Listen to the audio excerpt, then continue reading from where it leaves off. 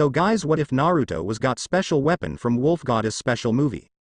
It was early July in the ninja village known as Konoha, the hidden village of the leaf. This village was known for being hidden in a forest of trees, despite the fact there was a road leading right to it. Conceded much, its strong shinobi that despite popular belief were rather weak individually and their only saving grace was their teamwork that the village boasted about that made them appear strong, and also the kindness of its people. Yeah, right. It produced great shinobi, such as the Senju brothers, Hashirama and Tobirama, who were the Shodame and Naidame Hokage respectively, Hiruzen Sarutobi, the Sandame Hokage and the Sensei of the Sannin, also known as the Professor. Then there was Minato Namikaze, the fourth and current Hokage, who was known as the Yellow Flash in Konoha, due to his use of the Naidame Hiroshin no Jutsu. And other ninja who while not being the Kage, were in their own right famous, such as Kakashi Hatake, Asuma Sarutobi, etc. Konoha was considered number 1 of the top 5 shinobi villages in the entire elemental countries, with Kumo coming in second, Iwa in third, Kiri though while in a state of bloodline purges was fourth, and Suna fifth. It was almost completely destroyed when on October 10th, the Kyuubi attacked the village after it was ripped from its host, Kushina Uzumaki, formerly of Uzushiogakure, after the village's destruction, who was giving birth. The fox went on a rampage while under the influence of a masked man. We know who he is, who somehow found the secret location where Kushina was giving birth, thank a past obsessed Kakashi, killed the Anbu security detail, breached an S-rank barrier jutsu, and killed the midwives, Bawako Sarutobi and Taji, before taking Naruto the older of the twins hostage. Minato Namikaze, after saving his wife and both children, battled the masked man who proclaimed himself Madara Uchiha, and wounded him after relinquishing him control of the Kyuubi, forcing the intruder to retreat. Afterwards, with the fox still running amok, still slightly under the influence of a Sharingan genjutsu, and pissed off that it was being attacked, Minato had to face the most difficult and heart-wrenching decision of his life, resealing the 9 tails into one of his twin children. After all, you want to preserve the balance of power. Jerk. After a minute of thinking, and with time running out, he decided to seal the Kyuubi's young half into his daughter, Natsumi, whom he thought might inherit his wife's special chakra. However, large quantities of the Kyuubi's chakra were still ravaging the village. Knowing he couldn't risk opening Natsumi's seal, with the possibility of the fox breaking out, he under the light of a rising sun and setting moon sealed the most of the excess chakra into his son, Naruto. Though unknown to him, he messed up a hand sign slightly, making what he, and those who knew for years of that event, presumed to be a pseudo Jinchuriki, and died while sealing the yin half of the Kyuubi into himself. Somehow, by some miracle, Kushina survived the ordeal, happy to be with her children, though she left a pissed-off specter of the Shinigami that was now missing a hand, who disappeared but not before telling her something that she left unheeded. Of course, she now had to face the ultimate question from the villagers, elders, and village council that Tobirama set up during his reign as Hokage to lighten the load of paperwork he got. However, while the idea looked good on paper, it backfired tremendously as successive civilian council members gained more control of the village till the title Hokage in Konoha was only a glorified paper pusher position by Minato's short tenure, that he had planned to address his concerns for, if he had lived. Who was the container of the Kyuubi? At first she planned to tell them the truth, though if she was smarter she would have said Minato sealed inside himself, which was partly true. But knowing of how much death and destruction was caused by the Kyuubi's rampage, she knew the villagers and the elders would do everything in their power to make the new Jinchuriki miserable. Then there was the thought of her little girl being tortured and raped. So with a heavy heart, and knowing that her son will live a solitary life, without many friends, she announced that her eldest Naruto was the Jinchuriki.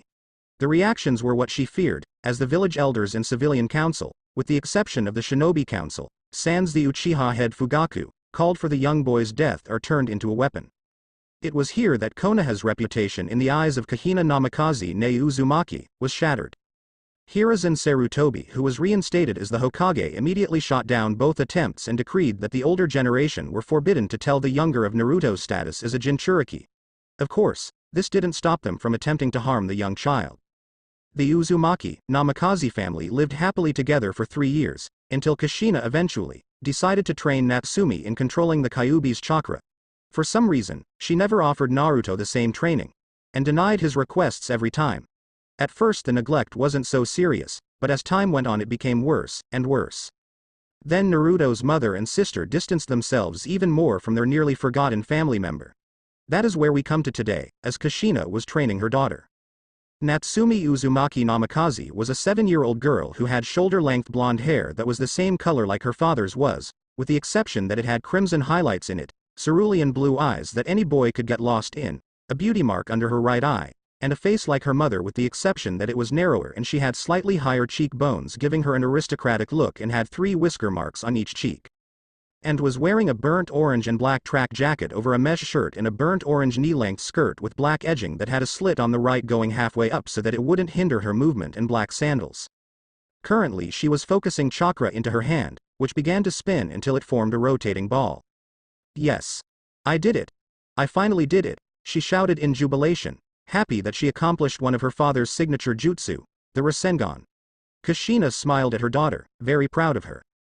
Nice work, Natsumi-chan, said Kushina, keep this up and you'll be able to become a great kunoichi like me, in no time. Natsumi smiled as her mother, who was wearing a high-collared, sleeveless white blouse under a long, loose-fitting dress with a wristband on her left wrist and standard shinobi sandals, walked up and gave her a hug and kiss on the cheek. Watching this from the top of a tree was Naruto Uzumaki Namikaze, a few minutes older than his sister, who had spiky hair like Minato had, only a bit tamer, and that it was a silver starlight shade in color, kind of like Sophie Hatter's hair color in Howl's Moving Castle at the end of the movie, with white highlights in it and red tips. His eyes were the same shape and rich purple as his mother, but the rest of his face was a mixture between his father and the Nidam, and strangely enough he had slightly tapered ears, and although he should nt have, but did, he had rich golden tan skin, even though he hardly went out of the house much. And he was currently wearing a mesh shirt under an unzipped burgundy sweatshirt, as well as black jeans that were ripped in a few places and slightly worn out, and black sneakers. He also had, like his sister, 3 whisker marks on each cheek, but instead of being thick like hers were, his were thin. In addition to the whisker marks, he had 3 vertical scars underneath his left eye that he was born with, and extended to his left ear. The young boy looked at the scene with an indifferent expression on his face, but if anyone looked at his eyes they would see disappointment and envy. A small part of himself wished he was part of the family moment. But alas, he wasn't, due to his mother severely neglecting him while favoring his younger sister, who was, unknown still to the whole village, the real Jinchuriki of the Kyuubi. He had asked his mother many times if she could train him since he believed he had some of the fox's chakra, but was turned away every time. The last and final time didn't end well, as while doing a basic chakra control exercise, tree walking, his mother caught him and yelled at him, calling him many hurtful words that no child deserves from a parent. After being scolded, he was sent to his room, and entering it, coincidentally it was also the smallest of the bedrooms in the house, he curled up in a corner and cried his eyes out, not noticing that they flashed a dull green for a second. Asking, praying to Kami why everything was unfair to him. It was also at that point where he lost most of his love for his mother and sibling. His misery, sad to say, didn't end at home though. Whenever he would leave the house, the civilians and most shinobi would either glare, insult, spit on him. No, it was not the Greek tradition of spitting at newlyweds, I'll tell you that, or on many occasions gang up on him and beat him. He was also stabbed, poisoned, locked out of the house and nearly starved, mauled by various animals, was once chained to an iron pole in a thunderstorm and became a human lightning rod, and literally drowned and pronounced dead once for a minute as well, though every time the civilians and few random shinobi were done with him, he would heal until there wasn't a single scar showing. This happened because his mother and the Sandame, though the both of them hated themselves for it, officially announced Naruto as the Jinchuriki of the Kyuubi, she the council, he the rest of the village. Naruto inwardly sighed at that. He might not be the container of the fox, but one thing was certain, he did contain something that had certain properties of a biju. You see, what Kushina, or anyone in Konoha, didn't count on, or notice was that the excess chakra of the Kyuubi, the Shinigami's right hand and little bit of godly kai that was inside it, as well as some solar energy from the rising sun that was sucked into Naruto's seal as well, actually combined together and formed into a new entity. This entity, based on Naruto's feelings of wanting love and attention, as well as his sadness, hate, and cold judgment from the Shinigami, became Naruto's first and one of the only few friends he had. Naruto's lips twisted a little upwards, as he remembered how he met her. It was after the severe scolding he got from his mother, that while crying in the corner of his room, he passed out and went into his mindscape. Flashback 1.5 years ago, Naruto's mindscape. Naruto woke up to find himself in what looked like a cedar forest where the trees looked as tall as 40-story tall buildings. But couldn't tell how light it was because the sky that he could barely see through the tree branches, that were way too far up to reach, was covered in dark clouds that were raining. If he could see the sky, he would notice it would be twilight out, Naruto, stunned, pinched himself to see if he was dreaming and became shocked when he felt it. What is this place? He thought to himself as he looked around, trying to see if he could find anyone else here. As he walked through the forest, he could hear the sounds of various birds singing if that was possible, as well as some type of music that sounded like a chorus of men singing or humming if he listened closely. Zelda Ocarina of Time, Temple of Time, and felt calmed by the sound. And if he noticed, he would have seen the rain begin to lessen. But then, a new, and heartbreaking whimpering sound got his attention. Childlike curiosity, or something like it getting the better of him, Naruto followed the sound, and soon came upon a clearing with the ruins of a temple inside, that had a small lake by it, with two statues that looked to guarding an entranceway. Walking through he saw a flat pedestal in the middle of what used to be a room but was now overrun with bushes and trees, and on the pedestal he saw what looked like a white and black thing curled up into a ball. He then heard the whimpering sound again, this time coming from the ball, and carefully moved toward it.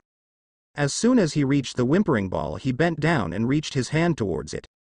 Just as his fingertips touched it, the ball jumped, revealing the ball to a bipedal wolf, which was actually a wolf hybrid anthro. Chibiya Kutoshia from DSNG Sci-Fi Megaverse as the model for the girl almost as tall as himself with long white hair, and really short white fur, where he could see her body not covered by a black cloak that gave her the appearance of having white skin.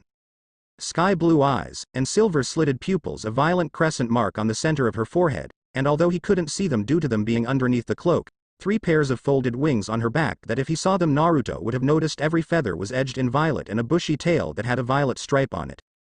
But what shocked him is what it did next. "Ah. Who are you?" the wolf girl said, causing Naruto to blink multiple times before. "Ah." the silverette yelled as he jumped in the air and landed on his bottom. "Why, you just talked," he hysterically said after getting over his shock as he pointed to the girl, who gave him a slight glare. "Of course I can talk. Got a problem with it?" Naruto didn't know how to answer that, as he kept looking at the wolf girl. "What are you?" he finally asked the wolf girl after a period of silence, "and why were you crying?" The girl's eyes seemed to glisten with tears, and her wolf ears wilted a little at that. "Because I am all alone," she said, "no one is here except me." Naruto's heart ached as he slowly approached the girl again. "How long have you been here?" he asked. "Since after the day your father sealed the excess chakra from the fur into you," she said, causing the eyes of the silverette to widen in shock. "How much do you know about the Kyuubi?" he asked, and the girl sniffed a bit. "The chakra your father sealed into you also had the fox's memories," the girl explained. "When it and its siblings were created by the Rakudo Sennin from the Jubi, to the day it attacked your village. When your father sealed the fox's chakra, he didn't know that he slightly messed up a hand sign and that the seal gathered some of your chakra, the chakra of a wolf that happened to be passing through the Shinigami's right hand, along with the energy in it as well as some of its memories pertaining to this world, and some lunar and solar energy from the sun and moon while they were rising and setting. Thus I was conceived. Though the moon also had chakra for some reason in it, which the seal also took a little bit of." Naruto's eyes nearly popped out at that. "Are you saying why? You're some sort of god?" he nearly shouted. "Kinda. It's complicated," the girl said, "and when I was born, I found myself here. Alone. Without the love of a parent, warmth of a companion or anything." Naruto looked at the wolf girl with sympathy as she started crying again. He could somewhat relate to the girl, since she reminded him of himself. "Do you have a name?" he asked, and the girl shook her head. "No, since no one was here to give me one." Naruto then did something that surprised the wolf girl. The starlight-haired boy walked over to the wolf girl and gave her a hug. "I know how it feels, being alone," he said as he stroked her hair. "How would you know?" the girl said while starting to get defensive. "You have your mother and sister." Naruto's eyes then gained a pained look at that moment. "My family doesn't see me that way anymore," he said, surprising the wolf girl yet again. "They both agreed that I am not worth their time, and so they excluded me as their family." "Sounds like you really don't like them," the girl said. The silverette shook his head as if to say no at that. "I don't hate them. In fact, I. At that moment something seemed to snap within Naruto. As memories of the past came flooding through his mind, he came to a realization, and the light of innocence in his eyes dimmed a little as if he permanently lost something precious to him, like someone losing an arm or leg. "I don't feel anything for them anymore," Naruto said in a sad but cold voice. "I just wish they saw me as a son, brother at least once, and not have cast me aside." The girl didn't say a word, as she found comfort in the boy's embrace. Naruto looked at the girl, and could only smile as she unconsciously snuggled closer to his body, in his arms. You said you didn't have a name, right? He asked, and the wolf girl nodded. Then how about I give you one? The girl perked up at that. Why, you would really do that? She stammered, while Naruto gave her a wide grin that made her feel warm inside herself. Of course. Everyone needs a name, he said, and the girl could only gape in shock, but on the inside her heart was bursting with happiness. Now what to call you? The Silvered began to think of the names he knew in his mind, or read about, until one came up to him, causing him to smile. Thea. That sounds right, he said, and the girl looked at him blankly. Thea. The now named wolf anthro girl said. To which Naruto looked down in thought. Yeah, it means goddess or divine. And just so you know, Thea was the Titan goddess of sight and shining light of the clear blue sky which your eyes reminded me of. She was also the mother of the sun, moon and dawn. And the reason I came up with that name was that you were conceived when the sun and moon were both in the sky, and the dawn was starting, thus it reminded me of her. Naruto said, you like it? The newly named Thea gave Naruto a look that he guessed was the wolf version of being shy. Luckily for her, he didn't notice that she was madly blushing. I like it. Flashback, and Naruto opened his eyes after reliving that memory, and saw his family heading back inside as it was getting dark out. It had been a year and 6 months since that day. It made him happy to finally have a true bond with someone. Even if that someone was a young goddess, not going to lie, I am sure there are a lot of males and some females who would do anything to be in Naruto's shoes at this point. Speaking of which, Thea had grown a little as they found out that she could absorb chakra, heat, or sunlight through the seal. She was now at 2 tails strength, and they had a theory that since she was part goddess, and that her power also partly came from nature, of which she could also absorb nature energy through the seal, then she would possibly reach 10 tails or even more, possibly, by the time Naruto would reach 14 years old. Naruto, also with the bond that the two shared, mastered the initial state where his iris would turn sky blue and his pupils turn slitted while becoming silver while his body was coated with an extremely fine layer of her chakra. As well as what he dubbed the tailless mode level 1, in which Naruto would then gain 1 set of wings made of chakra that looked like Thea's 3 sets, while being able to fly, and although there was a lot of effort involved to do so, let's just say it was a work in progress and leave it at that, and instead of her chakra being like the Kyuubi's corrosive red and black, Thea's was a soothing blue, white, and violet. And instead of hurting like the Kyuubi's did from what snippets he had heard from his mother and sister, Thea's chakra, although a little painful, was mostly pleasant. His thoughts were then interrupted, as Thea spoke through their telepathic link. Are you sure it was a good idea not to leave them a note, Naruto-kun? The young wolf goddess said. 2 weeks ago, after another beating, they decided to find a place away from the village to train and get ready for the academy. Of course, there was the part where Naruto thought his mother would try to stop him for some reason, so he decided to do it the stealthy way. I am sure Thea-chan, Naruto replied, if she notices that I am gone, or where I am going to be living for the next few years, the Sandaime and she will send Anbu after me. Said girl gave a sigh at that and told him what had been on her mind for a while now. You know, you could have always told her about me, Naruto-kun. Then she could have trained you along with your sister, she said. Naruto could only snort at that. It doesn't matter. Besides, anyone would believe me, even if I did tell them, Thea-chan. Thea could only look at her container from inside him sadly at that. Things had deteriorated between Naruto and his family even more. As Naruto had stopped talking to the both of them, thinking he would be yelled at, or punished. He didn't make any suggestions of where they should go when they went out to eat, or where to shop, knowing his mother would always pick Natsumi's opinion over his. He decided it was best to stay quiet, and thus, when he trained, which at the time was only trying to do tree walking, leaf sticking, some physical conditioning for his body, some shuriken jutsu, as well as bukajutsu, and the Academy 3 since he didn't want to be caught, although he knew preforming the regular bunshin wouldn't work because of how much chakra he had, which was easily twice as much as Natsumi's, while also knowing that she would never be able to preform the technique because of how much chakra she had, which he roughly guessed was somewhere around mid-jonin level. He did it outside of the village. Out of sight and hearing range of the Anbu, the Sandaime, who seemed to take an interest in his family for some reason, or more specifically him, and his mother. But now, the civilians and shinobi were getting bolder due to the Sandaime's inaction to do anything, attacking him when he was just a few blocks away from his home. It's time to go, Naruto told Thea, as he placed a backpack on his shoulders. Filled with food, water, some clothes, a few shuriken and kunai, as well as 3 scrolls, one filled with various jutsu like, Kaiten, Gokakyu no Jutsu, Futon, Daitapa no Jutsu, Suiten, Mizurapa no Jutsu, Wild Water Wave, and lastly Doden.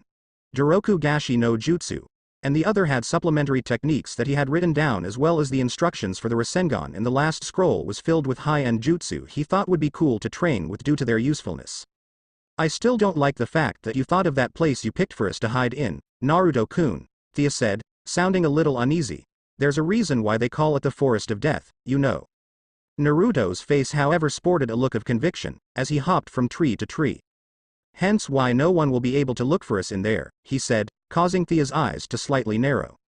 And why wouldn't they? That place is a virtual death trap. Even the Anbu think twice before going into that place. Thea tried to reason, but Naruto kept going on. We're going in there, and that's final, he said, and the wolf girl's mouth opened and closed like a gaping fish, before sighing. You're nuts, Naruto-kun, she said, while Naruto chuckled. It's who I am, Thea-chan, he said, you should know that. The young goddess only gave him a deadpan look. That's what concerns me. Naruto only laughed as he made a beeline towards their destination. Unknown to them, however, they were being followed by several blurs. 45 minutes later, outside perimeter fence of training ground 44, aka Forest of Death. I still think that this is a bad idea, Thea said as they arrived at the fence to the infamous training ground. Are you a wolf goddess or a mouse? Naruto said, the only thing we have to look out for is that snake lady that lives here. The animals would most likely leave us alone because they would sense you. That doesn't mean that there are a few animals who are bold enough to attack us.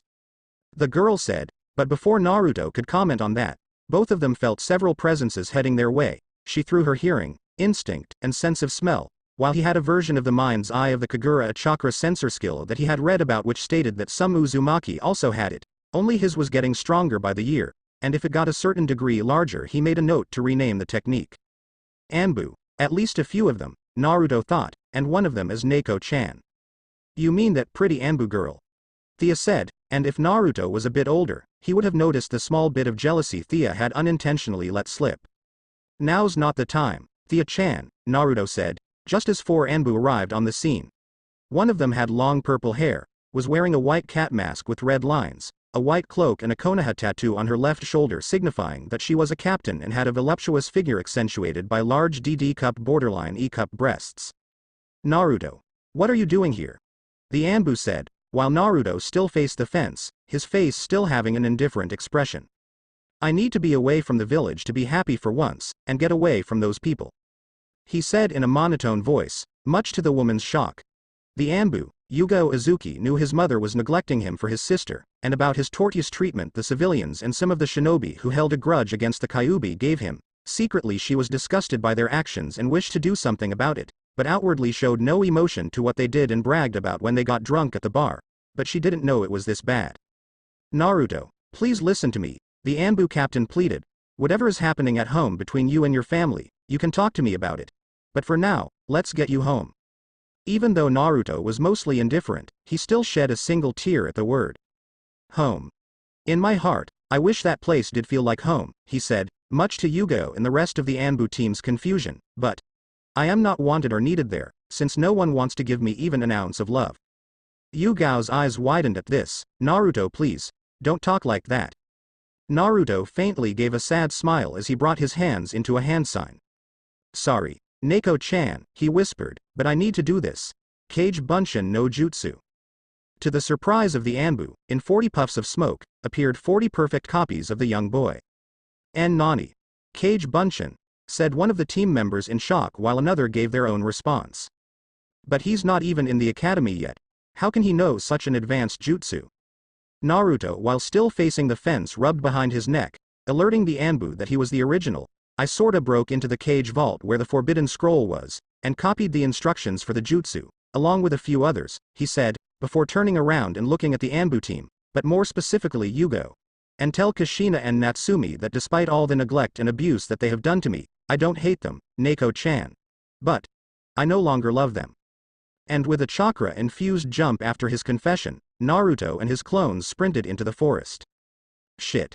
What do we do? Shouted the last Anbu member, while Yugo cursed inwardly, knowing that one of the best uses for Kage Bunshin was to use them to throw any pursuers off the original's trail. Turning her head to one of her subordinates, she gave her orders, go get Tenzo and another team. And find Anko while you're at it, she knows the place better than anybody. The Anbu nodded, then took off, and she turned towards the other two. You two go in after him. If the trail you're following is a decoy, double back and try another trail. The two Anbu were surprised by that, but that place is infected with monstrous animals, bugs, and who knows what else is in there. One of them said, before they felt killing intent directed at them. Get in there, or I will slice your legs off and leave you two for the predators in that forest to feast on, she growled out, making them quiver a bit. But what are you going to do? The second one said, and swore he could feel her eyes narrowing underneath her mask. I am going to inform the Hokage and his mother, she said, now move. The two Anbu hesitantly, but surely darted into the forbidden training ground. And Yugo immediately turned around, and sped off heading straight for the Uzumaki, Namikaze home first. Meanwhile at the house Kushina Namikaze ne Uzumaki was in the kitchen of the house, cooking dinner for her family. As she thought about that, she remembered her only son, Naruto. A sad look crossed her face as she remembered how she neglected him for her daughter. She even remembered how she yelled at him, after trying to do tree climbing, a basic chakra control exercise. The cruel words she used and the tone she used, frightened, confused, and hurt him. And she didn't even realize this until after he fled, with a look of despair and fear on his face. Afterward she wanted to apologize, and went to his room that night. What she saw when she entered the room made her regret even more what she did. Flashback. Naruto's room. Kushina walked up to the door that led to her son's room. She grasped the knob and turned it slowly, before opening it, and in a corner of her mind realized this was the first time entering the room. As she walked in, she noticed that his room was Spartan and plain, and by plain I mean plain, and frowned at the lack of material objects in the room, which reminded her of a prison cell if she was honest with herself with how bare it was, with the absence of toys, books, posters, or even clothes. Pushing away the thoughts of the state of his room for the moment, she noticed that Naruto was not on the bed, and began to panic, thinking he ran away, until she saw a mop of starlight silver hair belonging to her son on the other side of the bed. Walking to the other side, she froze and her eyes started to glisten with unshed tears as she saw her little boy sitting against the wall. Legs curled up, with his arms wrapped tightly around them, as if he was expecting to get hit. Naruto. The former native of Uzushio quietly said, as she carefully walked forward and knelt down. She slowly reached her hand forward and gently laid it on his shoulder. Seeing no immediate reaction, meaning he was asleep, Kushina stood up and pulled the covers of his bed back. She then bent down and carefully picked him up, so as not to startle him awake, and gently laid him down on the mattress, and removed his shoes before pulling the covers over him. She took notice of the tear stains on his face, and felt disgusted at herself for overreacting the way she did that afternoon. She knelt and proceeded to run her ringers through his hair, which she felt was almost like the fluffy down from a swan chick. I am sorry, my handsome Sochi, she said, which she meant because Naruto was unearthly handsome for a boy. Enough so that she sometimes swore his face was carved by angels. Still keeping quiet so as not to wake him, I didn't mean to react the way I did. I just. She then shook her head at that. No, there's no excuse. But please know that I still love and care about you. And I wouldn't allow anything to happen to you. She then reached over and gave her son a kiss on the forehead, and for some reason that she wasn't sure about at the time, also brushed her lips over his lightly just to get the barest taste of peppermint and raspberry from his mouth before pulling away in embarrassment, while trying to get her minor blush she developed under control. I'll try to spend more time with you if I can, all right. And I promise to start training you after I finish your sisters, she said, then stood up as a lone tear ran down her cheek and a small sad smile formed on her face. Good night, my little maelstrom, she said, I will always love you. And with that she left the room quietly, and let her son sleep. Flashback. And ever since that day, she tried to spend a little time for her son. But, he would always leave very early in the morning, and wasn't seen much at all. Add to that Natsumi's study sessions for becoming the Namikaze heir that Kushina decided she would give to her, and training sessions took a lot of time. Mostly due to the fact that she was progressing very slowly in trying to control the Kyuubi's chakra, and learning the Uzumaki taijutsu style, the Uzuken, which mentally depressed Kushina since that meant it was impossible for Natsumi to learn the advanced katas and some of the high-end intermediate katas for the style, but was surprised since Natsumi looked like she had some sort of skill in fuinjutsu since she was moderately progressing in the art, and was currently at beginner level 6 in it. Add on to the fact that Kushina had also tested Natsumi to see if she inherited her special chakra for the chakra chains, which she did to a certain extent, but could only for the time be able to use the chains from the palms of her hands. And was also trying to come up with a training schedule for Naruto, to see him. However, she did promise herself that as soon as she had more time, she would try to bond more with her son. Her thoughts were disrupted by the arrival of her daughter and her kage Bunshin. With the former being carried on the latter's back, due to Natsumi overtraining herself in the hummingbird taijutsu style. A style that Minato used and created, which relied mainly on speed, while also feinting, and delivering brutal strikes on the body's weak spots and pressure points, which meant that one had to know about and study the anatomy of the body as well as being naturally fast to begin with. That Kushina found out she was oddly proficient in, like she was made for it, but used the style with her creativity and imagination. That resulted in Natsumi trying to combine what she knew of the Uzukan to the Hachidori style, which surprisingly started to show results in that her daughter had theoretically come up with 2 techniques for it. However, in order to perform them, she needed to at least kick off the ground 10 times in the blink of an eye for one, and be able to harden her fingers to pierce iron for the other. The red-haired woman only sighed at her daughter's eagerness to become stronger.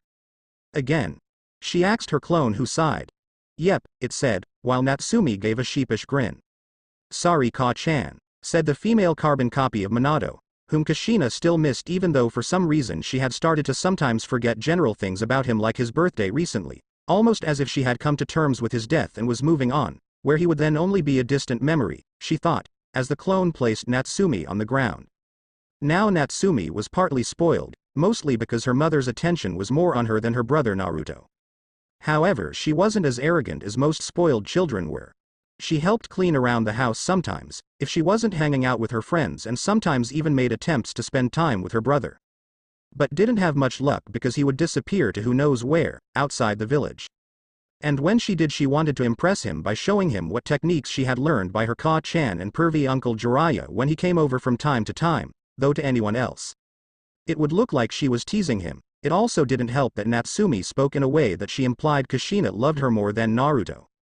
Which she might or might not have said a few times to him, to motivate him to gain their mother's approval, as well as pulled a few pranks. Then when people asked, she used Naruto as a scapegoat because she had seen other kids do it and getting away with it, and so not wanting to get into trouble and wanting to make friends and not knowing right from wrong, she went along with what the other kids were doing.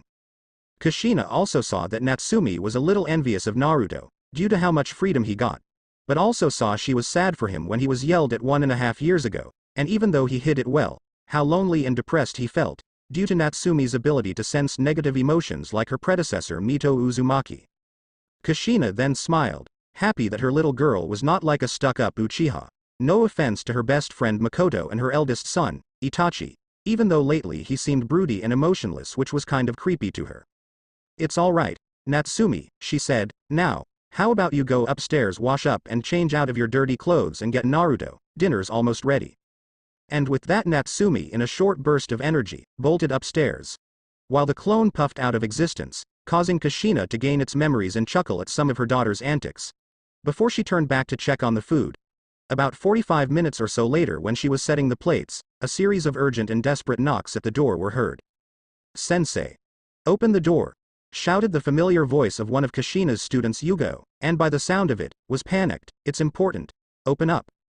Kushina then went back into the kitchen and turned the stove and oven off, and then began to head over to the door, until she was stopped when Natsumi came down in a hurry with a set of new clothes on after a shower and still had a towel wrapped around her hair, with a panicked look on her face. "Ka-chan. Oni-chan's not in his room," she said, and the mother became concerned, as the knocking continued. "Sensei, open the damn door," Yugo shouted again, and this time Kushina went over and opened the door, revealing her student in her Ambu uniform and gear, her mask removed, and her face having an urgent and pissed off look. "Yugo. What's wrong?" she asks. "It's Naruto," the purple-haired woman said, now making the mother and daughter worried. "What happened?" she said. "Where is he?" "He went into the training ground 44. Yugo replied, and the house was quiet at that. Until. "What?" Kushina screamed, her eyes wide in horror at the mention of that training ground. "The Forest of Death. What's he doing in there?" The Uzumaki matriarch screamed out, now terrified for her son, for possibly the first time. "He felt he was unwanted and unloved, and decided the best way to be happy was to leave," Yugo said, as signs of anger appeared on her face. "He also said that despite all of the neglect and abuse you have done to him, he doesn't hate you, but no longer loves you anymore." The mother and sister of Naruto were shocked by those words. Unwanted? Loved? Abuse? Kushina thought. "Naruto, you truly believe we didn't want you?" She was broken out of her thoughts as her student continued, "And that's not all. Apparently the civilians and some of the shinobi have been getting more brazen in their attacks on him, while the children play pranks and use him as a scapegoat to not get punished. Kushina's head snapped up at that. Attacked? She said in shock. While she knew that the general populace of Konoha were very antagonistic towards her son, she didn't expect them to attack him. Or for that matter the children of Konoha to use him as a scapegoat. Inwardly she was at least thankful Natsumi didn't do any pranking or frame him for them. However, she didn't notice Natsumi adopting a look of realization and then horror which evolved into a mixture between sadness and despair on her face when she realized what she had unintentionally been a part of. Kushina's fists clenched as she realized how much of a fool she really was.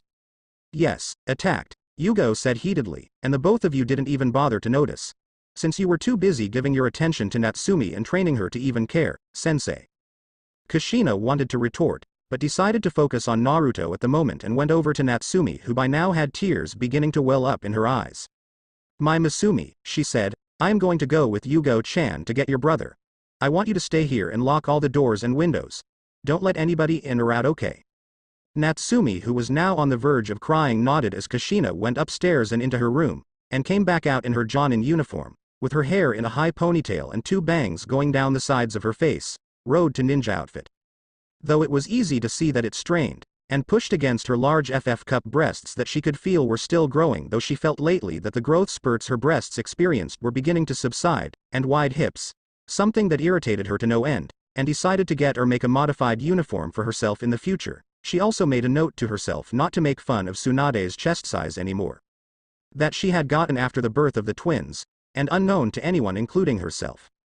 A small portion of the Kyuubi's chakra that was still inside of her, after the fox was ripped out of her, was part of the cause of her developing figure, as well as her deceptively insane hidden natural strength that could rival half of Tsunade's chakra enhanced strength in her womanly form, and massive chakra reserves that were being enhanced by it, and was also part of the reason how she survived getting impaled on the Kyuubi's claw. Let's go, she said as she walked out of the house with tears beginning to fall from her eyes, shutting the door behind her. Natsumi, now alone, looked out of the nearest window so she could see her mother and Yugo running down the street. Oni-chan, please be alright.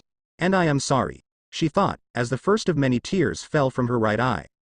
With Naruto currently, Naruto was hopping from one branch to another, as he traversed the gigantic trees of the infamous Forest of Death. And so far, he hadn't run into any of the monstrous beasts he had heard about.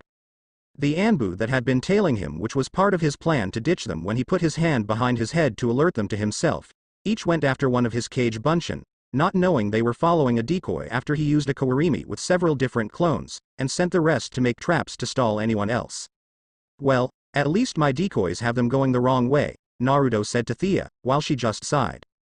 Yeah, that worked at least, the wolf-themed goddess said, but now we have to worry about the animals and the snake lady. Also, it's getting late, and despite your Uzumaki longevity, you need to find a spot to crash for the night. And I suggest someplace high up in a tree. Naruto shook his head at that. No, that would be obvious, he said. We need to find someplace where it will be easy to hide, and harder for them to find. Thea could only blink and sighed. But before she could talk to Naruto, her animal senses caused her to stiffen. Naruto-kun. Stop, Thea said, and the host of the new goddess did just that. What is it, Thea-chan? Naruto said, concerned for his best friend's warning. We're being watched, and it's not Anbu, those blank masked ones, or any other Konoha ninja. Thea said, greatly alarmed, I just caught a scent through you. It's wolf, but it's different. Naruto blinked at that. How different? Thea sniffed a bit, it smells strong, old. Also the closest thing that comes to my mind is prehistoric, she said, and her eyes widened, and they have surrounded us. I can smell at least 10 of them. Naruto's eyes widened as he pulled out a kunai from the backpack while listening and looking all around him, and inwardly being thankful he had the insight to bring some basic hand weapons with him. It was half a minute until he began hearing something. Growls and snarls were heard, before out of the shadows appeared a dozen wolves. But these were different from standard wolves as they were stronger and extremely larger than what Naruto read about. They were around 18 meters long and looked to be a few tons. Their fur was white, except for 2 blue markings underneath each of their eyes, that had black sclera and pink irises. He also noticed that they had manes. Now however, Naruto was inwardly beating himself up for not having the idea to bring a weapon such as a spear or a sword to use for protection, which now that he thought about it would be pretty cool if he learned to use one, and decided that the first opportunity he got, He would learn Kenjutsu if he got out of this situation alive. The wolves then began to circle around the nervous boy, who was sweating bullets. "Hey, Thea-chan," he said to his eternal companion, "if I let you take over my body, would you be able to talk with them?" Thea felt uneasy at that. "I don't know. These guys are a different breed than what I am familiar with. I can tell just by the size and smell," she said, although she felt that they were kin for some reason deep inside her. But before Naruto could respond to that, a sharp howl that reverberated to the bone caught their attention, as the supposed leader of the pack, who was 22 meters long, with a scar running down the left side of its face, had both of its eyes boring into his own. "This doesn't look good," Naruto said, as the wolves began to approach him. "Naruto-kun, kneel down," Thea commanded, while her container blinked. "That's the matriarch of this group, I can tell by the scent. Kneel down, or she'll attack you." Naruto took Thea's advice and knelt down so he wouldn't be mauled to death by the she-wolf. The wolf continued its approach before stopping in front of Naruto and began sniffing him up and down. "This is starting to get weird," Naruto said nervously. "Just relax, Naruto-kun," Thea said, as the wolf continued to sniff before its eyes widened and began to back off. Naruto blinked in confusion, while still feeling nervous at the she-wolf's actions. Now what?" he thought as the wolf then turned and seemed to glare at the other wolves, which resulted in them backing off and heading back into the forest. The female wolf then turned toward him and surprised Naruto by jerking her head to the side, as if telling him to follow her. "What should we do?" the young starlight-haired child thought to Thea, who only shrugged. "We got nothing better to do, let's follow her," the young goddess said, and Naruto hesitantly began to follow the she-wolf. Meanwhile, in another part of the Forest of Death, "Get the hell out of my way," an angry, desperate voice shouted out, as a large beetle fell to the ground with its head cut off. The voice belonged to none other than Kushina Namikaze ne Uzumaki, as she cleaved her way through many of the vicious beasts in the Forest of Death that were foolish enough to get in her way. Following behind her was none other than the Sandaime Hiruzen Sarutobi, Yugo, Tenzo and Anbu, who was once part of Orochimaru's experiments to recreate the Mokuton, a few other Anbu, as well as the Forest of Death's only resident, Anko Mitarashi. They stayed a few paces as Kushina had borrowed a katana from one of the Anbu, and was slicing, dicing, or using any sort of jutsu she knew on the unfortunate creatures to cross her path. "I know I can be a sadist, but even I know not to mess with a mother, who is a strong S-rank kunoichi," Anko said with a small amount of fear, as she watched as Kushina proceeded to beat a giant tiger's skull in when it tried to swipe at her. Hiruzen could only look on with worry, seeing the state of his late successor's wife was in. He knew she was desperate to find Naruto, as everyone else was the same. But he could see that she was starting to become fatigued, and had used a lot of her chakra. He had to do something, or else she would hurt herself. "Kushina. Please stop. We have to go back," he said, as he saw her now strangling a large fox with a certain vindictive smirk on her face.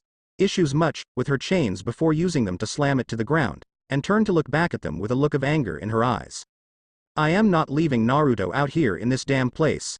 I'd rather rot in hell than go back without him," she argued, as she back-fisted a huge bear in the face that was about to attack her, making said member of the Ursidae family fall to the ground swirly-eyed. "We want him back just as much as you do," Hiruzen retorted, "but with your current condition and you overusing your chakra, you could end up killing yourself." Kushina could only narrow her eyes as she kept moving forward. By now all the creatures in a 1-kilometer radius were now hiding in fear from the red-headed woman's wrath. "You can all go back if you want, but I am no she gasped out as she felt a chop to the back of the neck, her senses not warning her of it, due to her focusing them on getting her son back, and falling to the ground unconscious. "I am sorry, sensei. But for your own and Natsumi's sake, I have to stop you," Yugo said, as she sighed, then picked an unconscious Kushina off the ground and turned to Hiruzen, who had a solemn look on his face. "Come on everyone," he said, "we'll continue looking for Naruto in the morning." With that the team of shinobi vanished, as they departed the area, with Yugo's last thoughts being, "Naruto-kun, be safe, back with Naruto." Naruto yawned as he continued to follow the she-wolf. It was dark out and he was tired. "How much further do we have to go?" he thought, as they continued walking. "I can barely keep my eyes open." "Just hang on for a little while longer, Naruto-kun," Thea said, "I have a feeling we don't have to wait much longer." Naruto didn't say anything as he rubbed his eyes. It was another 40 minutes, before the she-wolf stopped between two humongous trees that even for the Forest of Death were big, and gave a howl that jolted Naruto out of his drowsiness, and made him hurry up towards where the she-wolf was. When he got to where the she-wolf's head was, his eyes widened as he saw what looked like a village half the size of Konoha surrounded by a large wall, with the hugest tree he ever saw in the center of the village, and behind the village a mountain range, that looked like it was some distance away.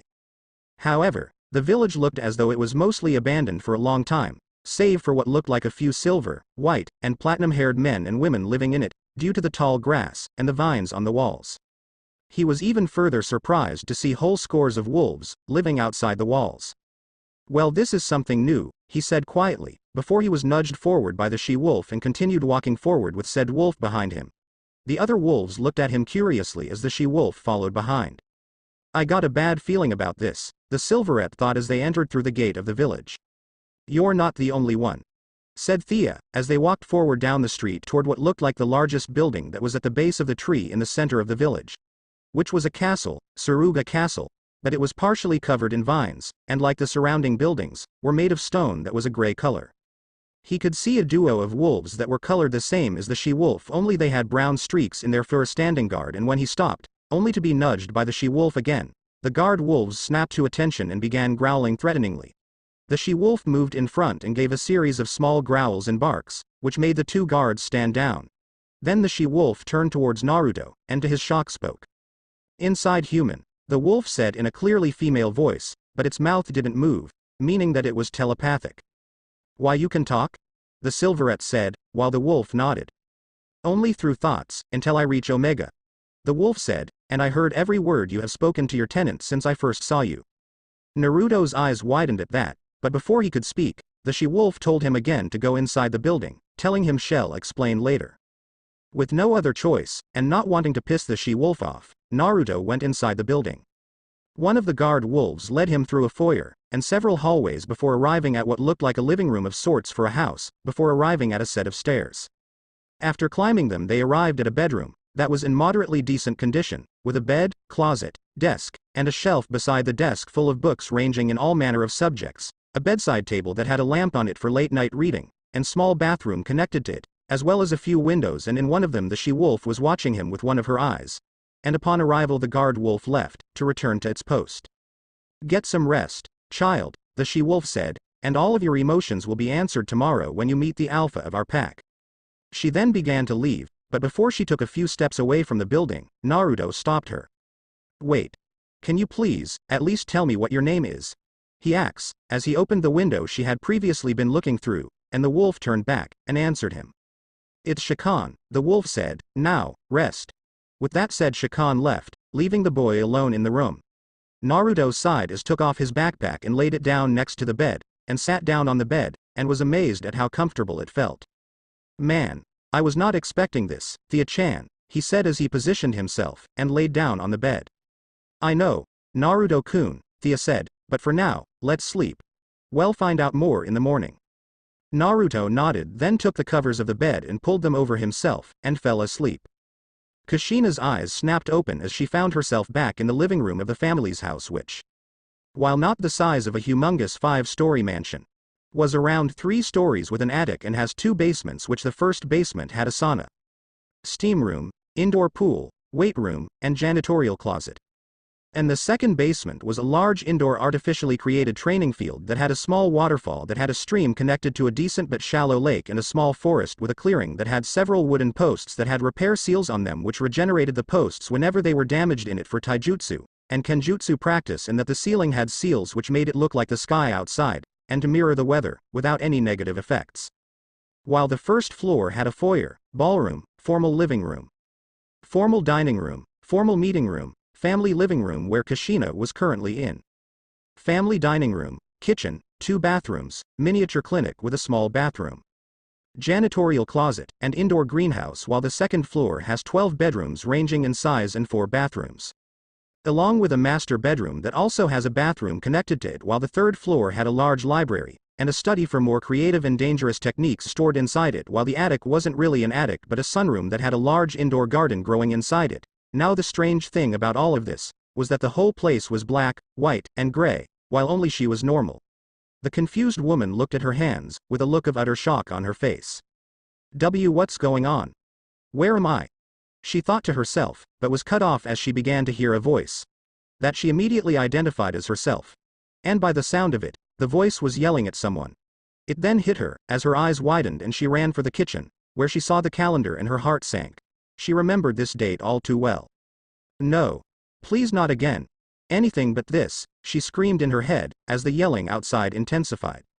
She then bolted for the back door that the kitchen was connected to, and opened it, and to her shock and horror, saw a colored version of herself, and Naruto in the equally colored backyard, with the latter looking terrified as tears ran down his cheeks. You stupid little bastard. What were you thinking doing a chakra exercise without my permission? The past Kushina yelled at Naruto. But Ka-chan. Aye. The young starlight-haired boy said, only to receive a hard slap from past Kushina. That's enough out of you. I can't believe a little waste of space like you would try to pull a stunt like this. The past Kushina screeched, making the present Kushina wince at the words, as tears leaked from her eyes and fell down her cheeks. No. Stop this. Please, she begged to any deity out there to stop this travesty, only for it to fall on deaf ears as the specter of herself continued to shout at Naruto, who was now curled up in a ball crying. Then to her confusion and unease, a sinister grin formed on the mouth of her past self. It's obvious that you are an incooperative little shit stain, said the past Kushina while a dark sinister gleam appeared in her eyes. And I know what happens to incooperative little brats, she said while the real Kushina looked on, clearly confused by this. Wait. What's going on here? This is not right. I sent Naruto to his room. Kushina thought, as past Kushina pulled out a Hiroshin kunai, while making a clone. And it's not like anyone would care. The whole village already despises him, so they'll see this as a blessing rather than a murder, past Kushina said, making present Kushina's eyes widen in horror at that. Before any thought of doing anything to help Naruto could enter her mind, the clone of her supposed past self, used rusted spiked chakra chains that came out of her back, and strung Naruto up by the neck while slightly cutting into it, drawing a little blood, and spreading his arms and legs out. His face now showing true fear as he looked at both past Kushina and her clone. Ka-chan. Please. Naruto begged, but the grins on both of their faces only increased. Sorry, Naruto-chan. But I never wanted you. Natsumi is my favorite, and I could always go into town and make her a new little brother, the past Kushina said in a sickly sweet sing-song voice, and then another chakra chain came out of the clone's back, and the kunai tip went speeding at the 5.5-year-old, piercing him in the shin, which resulted in the little boy screaming out in pain. The real Kushina looked on in horror at what just happened. She remembered clearly that this is not what happened. No. This is wrong. This is all wrong. The Uzumaki screamed at herself, this isn't what happened. She then saw past Kushina fling the Hiroshin kunai behind Naruto before disappearing in a red flash, then reappear behind Naruto, with a familiar spiraling ball of chakra in her hand. Rasengan. Past Kushina shouted as she slammed the chakra ball, which was about twice the size of a regular one, into Naruto's back, carving a spiral trench into it that began to splurt and leak blood from the wounds, causing said boy to cry out in agony. While some blood landed on past Kushina's face, which she licked off, and in doing so, she briefly got an orgasmic expression on her face. No, stop it. Kushina screamed as she tried to run and help her son, only for something to grab onto her left ankle and cut into it. She looked down and saw what looked like a black and green vine covered in thorns and had pulsating indigo veins, growing from the ground and wrapping itself around her ankle. She reached for her kunai pouch, but was shocked to find it not on her thigh. She is still wearing the Road to Ninja outfit. Desperation taking hold, she clawed at the thorn-covered vines, trying to get free to save her child from this torture. Let go of me. She then heard another scream and turned back, her eyes widening as another chakra chain impaled itself into Naruto's other shin, then two more to his forearms. Panic settled in as the red habanero now struggled more than ever to get to Naruto, but then more black and green vines grabbed her right wrist and yanked it back, while cutting into it as well. Kushina then watched as the past Kushina, whose clothes turned into a skimpy crimson dominatrix outfit, suddenly began turning into a taller, demonic, ugly version of herself, who grew from her and present Kushina's height of 5'4" to a solid 6'0", and her skin turned chalk white. While most of it horribly burned, and what didn't burn grew horrendous boils that secreted a dark indigo ooze that smelt foul, like it was from a decayed 5-day-old corpse, and when it hit the ground that the ooze dropped on would begin to melt, meaning that the ooze was extremely poisonous. Her hair became a greasy mess with clumps falling out while it gained white highlights and tips. While 6 yellow horns grew out of the sides of her head, they looked like Vasto Lord Ichigo horns. Where a pair faces up, another down, and a pair in between them was straight out. 2 rabbit ears that were made out of a bone-like substance grew out of the top of her head. They looked like Kaguya Otsutsuki's horns. 4 crimson wings that had white spikes on the undersides of them grew out of her back with the lower pair circling around her hips. The wings looked like the ones that Giratina has, and a horribly burned foxtail that had clumps of hair missing in the places it wasn't burnt growing out of her spine that if she looked closely would have been crimson with a white tip. And a white half-bone mask with razor-sharp pointed crimson teeth set into a sinister grin formed over her mouth and neck, and her eyes became 2 glowing red orbs in black pools, and lastly a black hole that was of a decent size opening up in her enlarged chest area which grew from past Kushina's current FF cups to solid J's where her heart should have been, with the same thing happening to the clone except it had blue skin and a black dominatrix outfit instead. Then all of a sudden 2 guando burst from the ground, their blades rusted and old that had a red tint to them with thin trails of smoke coming from the tips. Now for the final touch. The now demonic Kushina said as she took hold of one of the guando and yanked it out of the ground and began twirling it with the skill of a master, with the clone following suit. Yes. It's time to put this bad dog to sleep. For good. The clone said as it stabbed the blade end into Naruto's stomach, upon which the area around the blade began to burn showing that the guandos were extremely hot, and forcing a strangled cry of pain from the young silverette. Then the past demonic Kushina proceeded to skip towards the chain-bound boy, while still twirling her guando. Oh Naru-chan, Naru-chan. The demonic Kushina said, as the real one continued to struggle while watching what was happening not 15 feet in front of her, and as this torture was going on in front of present Kushina the vines were continuing to dig into her left ankle and right wrist. If only you were a good boy, then you wouldn't be having this punishment. Present Kushina could only growl as this thing spoke to her son. But what the demonic Kushina did and said next, made her blood freeze. It is a pity, I'll miss that delicious blood of yours but now, you die. With that phrase, the demonic Kushina shoved the guando into Naruto's neck, said boy then began choking on his own blood as his eyes went blank, and his throat began burning. However what was strange was that the demonic Kushina was looking straight at present Kushina, when she did it. The look of horror on Kushina's face was clear as day as she saw one of her precious children die in front of her. And no. No, she screamed just as the vines, chakra chains, and the demonic version of herself and its clone vanished, when Naruto who still had the guando in his neck hit the ground. The distraught mother immediately rushed over to her son, ignoring the pain in her left leg and right arm for the moment, and scooped him into her arms, after being as careful as possibly being able to, given her circumstances to remove the polearm from his throat, not noticing that the guando repaired itself, and in case you are wondering it's a golden dragon guando and that the dragon on the blade is red, the tassel is black, the gems are dark indigo in color and that the guard is made of red gold. Tears cascaded from her eyes as she looked at his small burnt, unmoving body. The world around them, save for the guando that was now in perfect condition fading into darkness. Naruto? Naruto! Kushina wailed, as she tried to wake him, but with no results as his eyes were glassed over, and lifeless. The mother seeing no response, cradled her son's body, while rocking back and forth. And Naruto. I am sorry. I am so sorry. My baby, she said, in complete despair. Why? A voice barely above a whisper rasped out, causing Kushina to jerk her head up and look around, only to hear a rasping breath coming from her supposed to be dead son. Looking down at Naruto, her eyes widened in horror as she saw his face, in which he had slightly thicker whisker marks, 2 fangs coming from his mouth, and eyes that were sky blue with a slitted silver pupil. Why do you hate and forsake me? For those of you who are 15 or so and younger, you can read now, unless you disregarded the warning, then in that case disregard this captioned sentence. End of nightmare. Kushina jolted awake with a scream, sweat covering her entire form and drenching her clothes. She was in the master bedroom of the family home. Remembering the horrifying nightmare she curled up against the head of the bed and started crying. Then numerous footsteps were heard as the door flew open, revealing a concerned Sandame Hokage, Hiruzen Sarutobi. Kushina. Are you alright?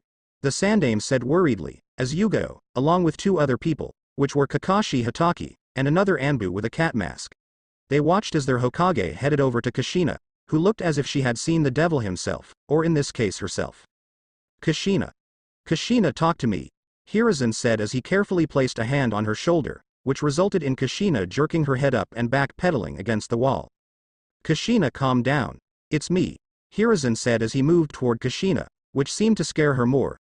Knowing he had to do something fast, he moved forward and grabbed the clearly distraught Uzumaki, who began to struggle with much distress. Shish, Kushina, shish, the old cage said calmly, and repeated the process until she calmed down, and then hugged, not in a perverted fashion, the Hokage and began sobbing. It's okay, Kushina. Now, tell me what happened. However, Kushina could only cry more as she remembered the horrible nightmare. See can't. It was so horrible, she cried out between sobs, and Hiruzen then turned to the cat-masked Anbu. Go and get Inoichi, now. Tell him it's an emergency, and that I need him, right away. The Sandaime ordered. The Anbu nodded then vanished in a shunshin.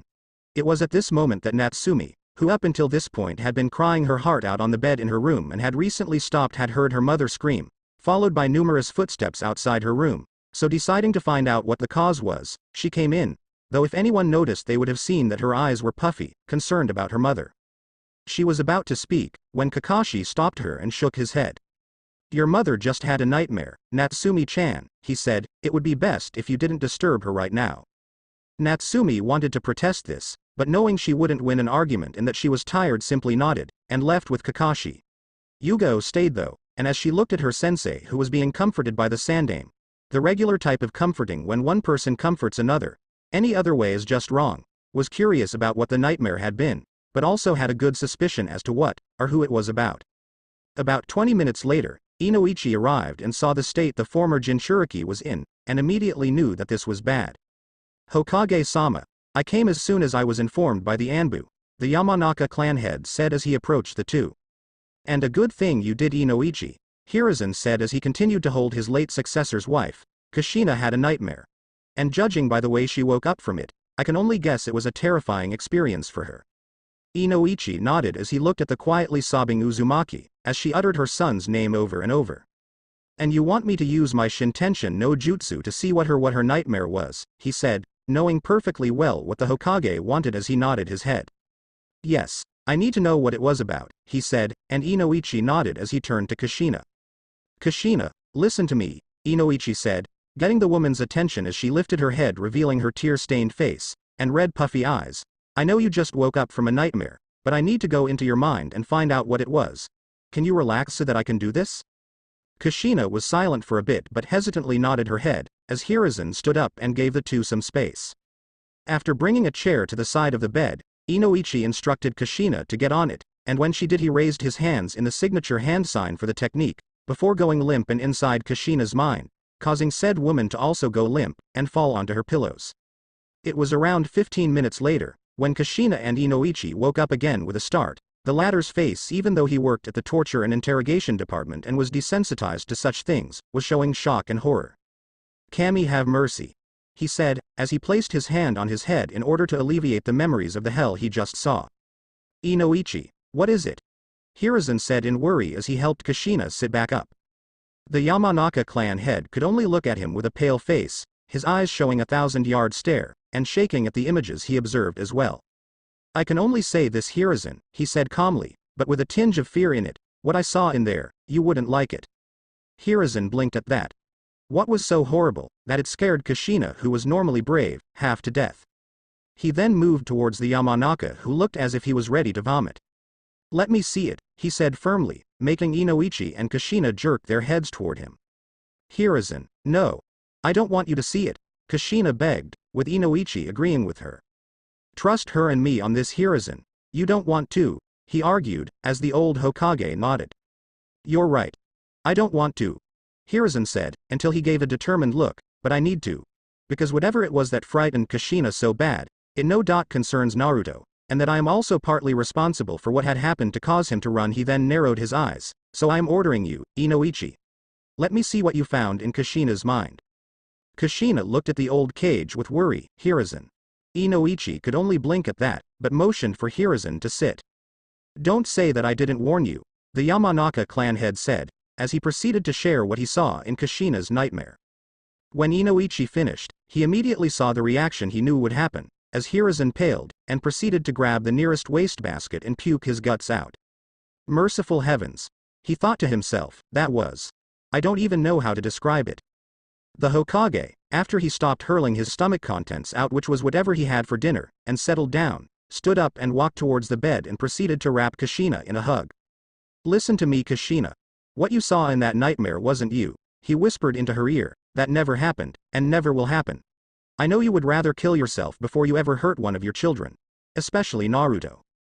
Kushina, after hearing Hiruzen, only began to sob more as he then turned towards Inoichi. Thank you. You can go home now, Inoichi, he said, and the man nodded before whispering something into Hiruzen's ear, then leaving, along with Hiruzen, who left shortly afterward as well, but not before saying some words of comfort to Kushina, while the whole time Yugo looked on.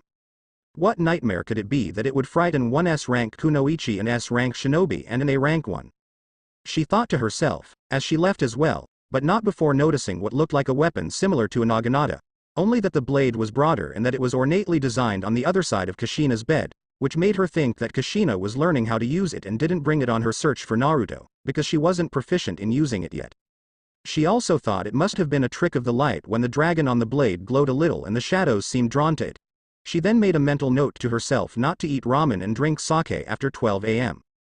And unknown to anyone, even Kushina, was that the beginnings of two black and green vine-like tattoos appeared on her left ankle and right wrist, giving off both a pleasant and foreboding feeling to anyone who would pay attention to them in the future. Unknown location, so they think I am not real, huh, fools, I will show them. The nightmare for Kushina is only going to get so much worse before getting better. For me that is muahahahaha.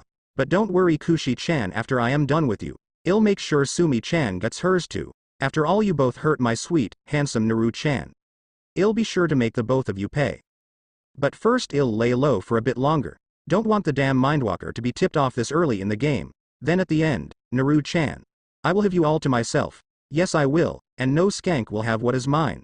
Muahahahahahaha. Outside the Namikaze, Uzumaki house, what did you want to talk to me about, Inoichi? Hiruzen said, as the both of them were walking towards the Yamanaka compound. It's about that nightmare, if it can actually be called that. Hokage-sama, did you notice that it seemed off to you, like I don't know that there was something else there? Inoichi asks, as when he was viewing it he noticed that the past demonic Kushina had, even though he didn't see it he was sure. She glanced several times at where Kushina was, and not just when Kushina originally had the nightmare but after, when he Kushina, and Hiruzen had reviewed it, twice for himself and Kushina and once for Hiruzen. Not really, other than it seemed lifelike. You're just overthinking this, Inoichi. Hiruzen said, as he thought that all the guilt that Kushina kept inside all these years was beginning to come out. He also thought that the nightmare was that bad because she had recently learned some of the truth about what was happening to her son over the years, and that her subconscious mind created a worst-case scenario, so to speak, for her fears. And in most cases he would be right. I guess so. But I am still going to schedule several appointments for her just to be on the safe side. Inoichi replied, while beginning to walk to his house. And as he was doing so, deep inside himself he couldn't help but feel a sense of dread swell up inside him. Back in the Forest of Death, are known as Training Ground 44. As morning came over the compound in the Forest of Death, one silver-haired Jinchuriki was still sleeping as the door to his room opened. Two pairs of eyes that were blue, green and magenta, though they had pink flecks in them, peeked inside and saw the human on the bed. Naruto remained asleep on the bed, unaware of the two figures headed towards him. When they arrived at the foot of the bed, they crouched down, and then as one, leapt on the sleeping 7-year-old. The results were obvious. Ah! Naruto screamed, as he felt the weight of something furry, and smelt like the forest land on him. What the? Hey! Get off of me! The two things that attacked him were two wolf pups. They were colored the same way as the other wolves he saw last night. But there were some differences. One had black markings under its magenta-colored eyes, and had black highlights in its fur as well as 4 black socks, while the other had red markings under its blue-green eyes, as well as red highlights in its fur and 4 red socks. Hey, come on! Get off! Naruto shouted again. It was then that the pup with the blue-green eyes spoke to him, in a young girl's voice. Shakan Itoko-sama sent us to get you, so up and atem. The pup shouted, and then proceeded to grab him, by biting his hand and dragging him out of the bed. Ow! Let go of my hand! The silverette shouted again, but the young pup ignored him and continued to pull Naruto out of the room with the other wolf pup following right behind. They led Naruto out of the castle, down the main road where they passed a few of the silver, white, and platinum-haired people going about their day and saw the comical scene amusing, before exiting the compound. Where the wolves outside of the gate also saw the comical scene, and Naruto swore that he heard some of them snickering. It was 2 hours later before they arrived at the base of a large hill, that in itself was tiny compared to the mountains behind it, with a cave opening big enough for something a bit larger than the size of a boss summoned to enter into. Outside the cave was Shakan, along with 2 other wolves, and unlike the guard wolves at the castle, these were at least 50 meters long, though were still diminutive compared to the size of the cave opening. The young pups brought the runaway Silverette in front of Shakan, who looked on with a neutral gaze. "I assume you slept well, child," Shakan said, while Naruto, who was rubbing the back of his hand, and glaring at the female wolf pup who had dragged him the whole way, nodded. "Yeah, I did," he said, "but did you have to send these little hellions to get me? I swear I thought that she was going to rip my hand off." Said pup only gave an innocent look. "I was only doing as I was told," she said sweetly, and before Naruto could make a retort, Shakan stopped them. "You'll both have enough time to maul each other later," the she-wolf said. "For now, the alpha wishes to see you, child." Naruto frowned at that. "My name is Naruto, you know," he said, and the she-wolf looked at him. "Of course," she said. "Now, follow me, Naruto." Naruto's eyes slightly twitched at that. "Geez, does she have to talk like a drone?" he muttered, only for Shakan to answer. "I heard that. Oh, and you too. I heard from someone that you skipped out on her lessons yesterday. I'll be sure to tell her later about what you did," she said, and Naruto felt a sudden chill go down her spine. While if he was looking and paying attention to his surroundings, he would have seen the pups pale several shades and the 2 guards to snicker slightly, while one of them whispered something about being busted to the other. However, a yawn inside Naruto's mind then got his attention. "It would be best not to piss her off, Naruto-kun," Thea said, as she stretched within his mindscape. "She could tear us limb from limb. And I prefer to live long after I get my final tail." Naruto mentally gave his eternal companion the equivalent of a deadpan stare inside his mindscape. "You're not helping here," he thought, as he followed the she-wolf inside the cave opening which led to a tunnel, with the now 2 cowed wolf pups, who each sent a glare to the guard wolves shutting them up, following behind him. For 50 minutes, they walked through the tunnel, and Naruto was curious why they had not experienced total cave darkness yet, as well as why he felt as if he was going downhill. Before he could ask, he saw light at the end of the tunnel, and soon the group of 3 wolves and 1 avatar, a name he dubbed himself to be different from the known Jinchuriki, arrived in what appeared to be an enormous cavern, with a hole in the ceiling allowing sunlight to enter. Naruto looked around and saw more wolves, who were warily looking at him, along with numerous eyes watching him from the shadows of the cavern, especially one pair that caught Naruto's attention for some reason, and made him cautious from the way that they were showing no hostility. "Well, at least they're not trying to eat me. Yet," Naruto thought, while Thea suddenly admonished him. "Don't jinx us, Naruto-kun," the young goddess shouted. "Anything that could happen, will happen." "Geesh, fine, I am sorry," Naruto replied with a roll of his eyes. His thoughts were interrupted as he saw Shakan stop in front of a formation of rocks that looked like a podium. The avatar stopped walking as soon as Shakan did, and the group waited until a massive wolf with black fur even bigger than Gamabunta appeared out of the shadows. It looked grizzled, as well as having a beard, and the majority of its top right fang was missing. It gazed down at the starlight-haired boy with eyes that were beady and completely blank, not showing irises and pupils that were surrounded by large, round pools of shadow. And they were the eyes that showed no hostility at the boy, only curiosity. "Well, young human," the wolf said in a gruff, but strong voice, "I am impressed how you managed to survive the forest where we made our home, ever since Shakan informed me about you. But I am curious, about why you came into the forest, when others have second thoughts." Naruto gave a sigh. Somehow he knew that explaining his story would make things a little troublesome. And as he thought that, he swore he could have heard 2 people sneezing from where he was, followed by the sound of a frying pan smacking something, then a grunt. A single 12-year-old who looked as if he was around 2 years older than he actually was. Silverette with white highlights in his shoulder-length spiky hair, though it was more of a tame spiky than wild spiky, and red tips, as well as now having a few auburn streaks here and there. Purple-eyed boy whose irises now had 2 rings of teal in them, and 3 vertical scars underneath his left eye that extended to his left ear, and 3 thin whisker marks on each cheek, who also had a black-edged in burgundy eye patch on his right eye that had the kanji for suppression on it, was outside the seemingly abandoned compound, practicing a kata for an advanced kenjutsu style he found in the compound's library.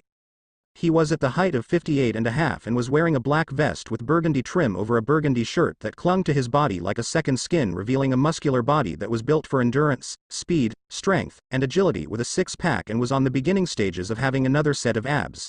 Think about him having a body similar to Bardock.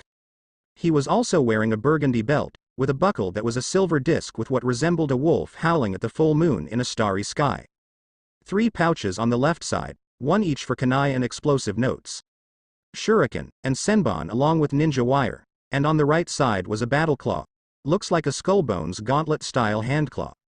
Only the blades are made out of a whitish-silver material and that instead of skulls the claw has wolf heads on it, and a black sheath with a burgundy floral pattern going down it, that looked like it was for a wakizashi but had the inside expanded with the use of a space expansion seal for an katana he was currently wielding. It looks like katana yoto hatamanba. Only the suka has leather wraps that were burgundy in color, has no suba, and is an katana.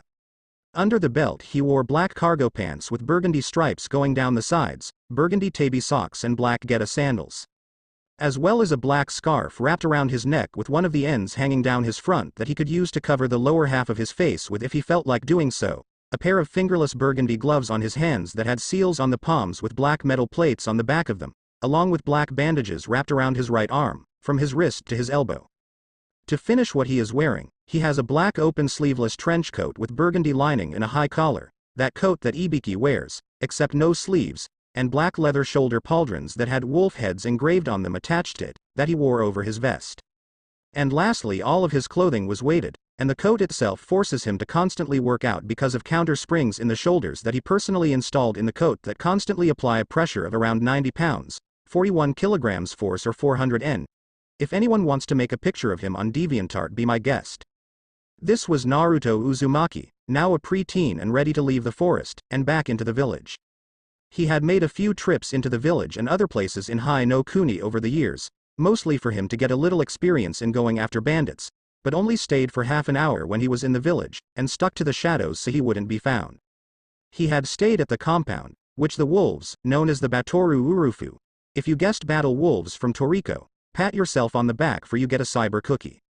I'll also use their English name from now on unless Naruto is talking to different people, then he will use the Japanese translation. Had helped him after he told them how he ran away from his home, feeling unwanted and unloved, and wanted to become stronger. He even gave his secret that he was the Avatar, he dubbed himself last chapter, Athea, much to the Alpha's intrigue and the others' shock. Though Shakan already knew, the former, the Alpha of the Wolves approached him and after sniffing him once and saying what he thought was a technique called Jinesu Saki, where Naruto swore his body turned white like a cast-off husk, where it seemed like his soul was sucked right out of his body for a few minutes, the wolf, after gaining the equivalent of a thoughtful look for a wolf, nodded and said to him that he told the truth. The wolf then introduced himself as Jinesu, Guinness, the Alpha of the Battle Wolves, and the only wolf who held the title of Wolf King. He then told Naruto how he and his pack were the last of their kind after most of them died off due to natural disasters, that he and his pack were able to survive, because of his sensitivity to nature, much like how small animals can sense predatory threats, changes in the weather, or imminent natural disasters. This sensitivity allowed him to sense even tiny occurrences across the planet which had proved essential to his pack's survival, to a far greater extent than even the keenest of animals, as well as being hunted by poachers and ninja who saw them as a threat. He explained that they were protected by a clan of samurai ninja monks, known as the Shizen, who themselves were the combination of a samurai clan known as the Mibu, some early Uzumaki who split away from their kin, an Otsutsuki branch member whose name was Jiru who had the Tenseigan after he took a Hyuga's Dujutsu that he had killed in battle and implanted it in himself, and some Chinoik members as well, who brought the wolves to the forest, that eventually became the Forest of Death, before Konoha's founding. One of the Shizen's abilities was the ability to talk telepathically to animals, and taught the wolves how to do it, which the wolves then expanded upon to speak vocally. The wolves and humans coexisted in peace for near 400 years, until when around the time that the village of Konohagakure no Sado was founded by Madara Uchiha and Hiroshima Senju. The clan leader at the time, Mokuzai Shizen, told the pack to stay in the compound while he formed a Senjutsu Kukan Genjutsu hybrid barrier that kept anyone from entering the grounds, while at the same time expanding the inside, to keep up with the growth of the battle wolf population, as well as making time slow down by a factor of 3 to also help speed up the growth of the wolf population. But there was a side effect in that in 2 places inside of the barrier that the wolves found, the time actually sped up by a factor of 3 to keep balance with most of the area inside the barrier slowing down, unless they were brought there by the inhabitants themselves. The barrier Mokuzai made was also the reason why no one in every Chunin exam that Konoha had sponsored had ever found the place. And before he left, he made a fail-safe blood seal on the library door that had 3 functions. to glow a rich green, an opening if a Shizen clan member came into contact with the seal, for the seal to turn a lighter shade of green. How light it was depended on how distantly related they were. If a descendant of them came back, upon which Mokuzai left instructions with Genesu on how for them to open the library if that was the case, and to glow crimson and incinerate anyone not related who tried to enter. Unfortunately, the Shizen, for before they left, the clan experienced a major pandemic that wiped out most of them, except for 35 members that had grown an immunity to the disease, with Mokuzai being one of them, never returned, and the pack assumed that they were wiped out. Naruto was awed after he was told this story. Though inwardly he couldn't explain why he was saddened at the clan's extinction, he then asked Genesu what would happen to him.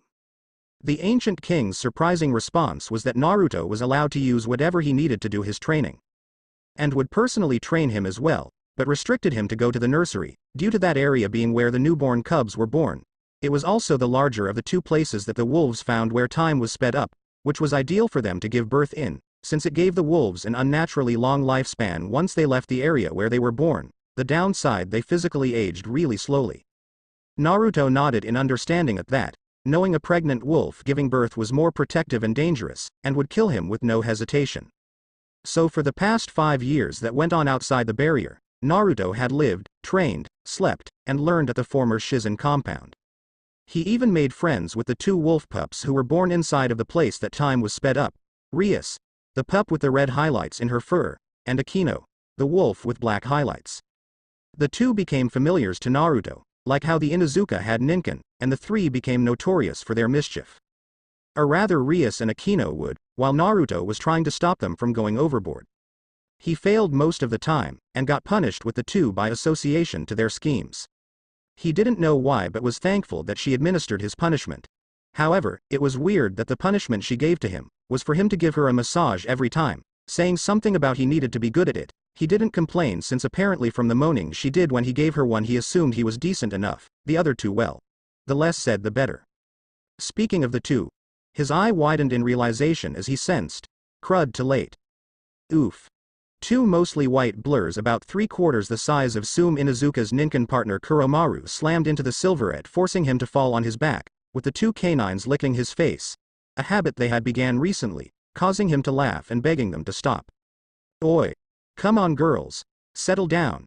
No, not there, Naruto shouted while hearing their laughter through his mind. Eventually the 2 stopped the torture of their avatar. Genesu Gigi wants to see you, Naruto-kun, Rias said. He said something about you needing to return to Konoha.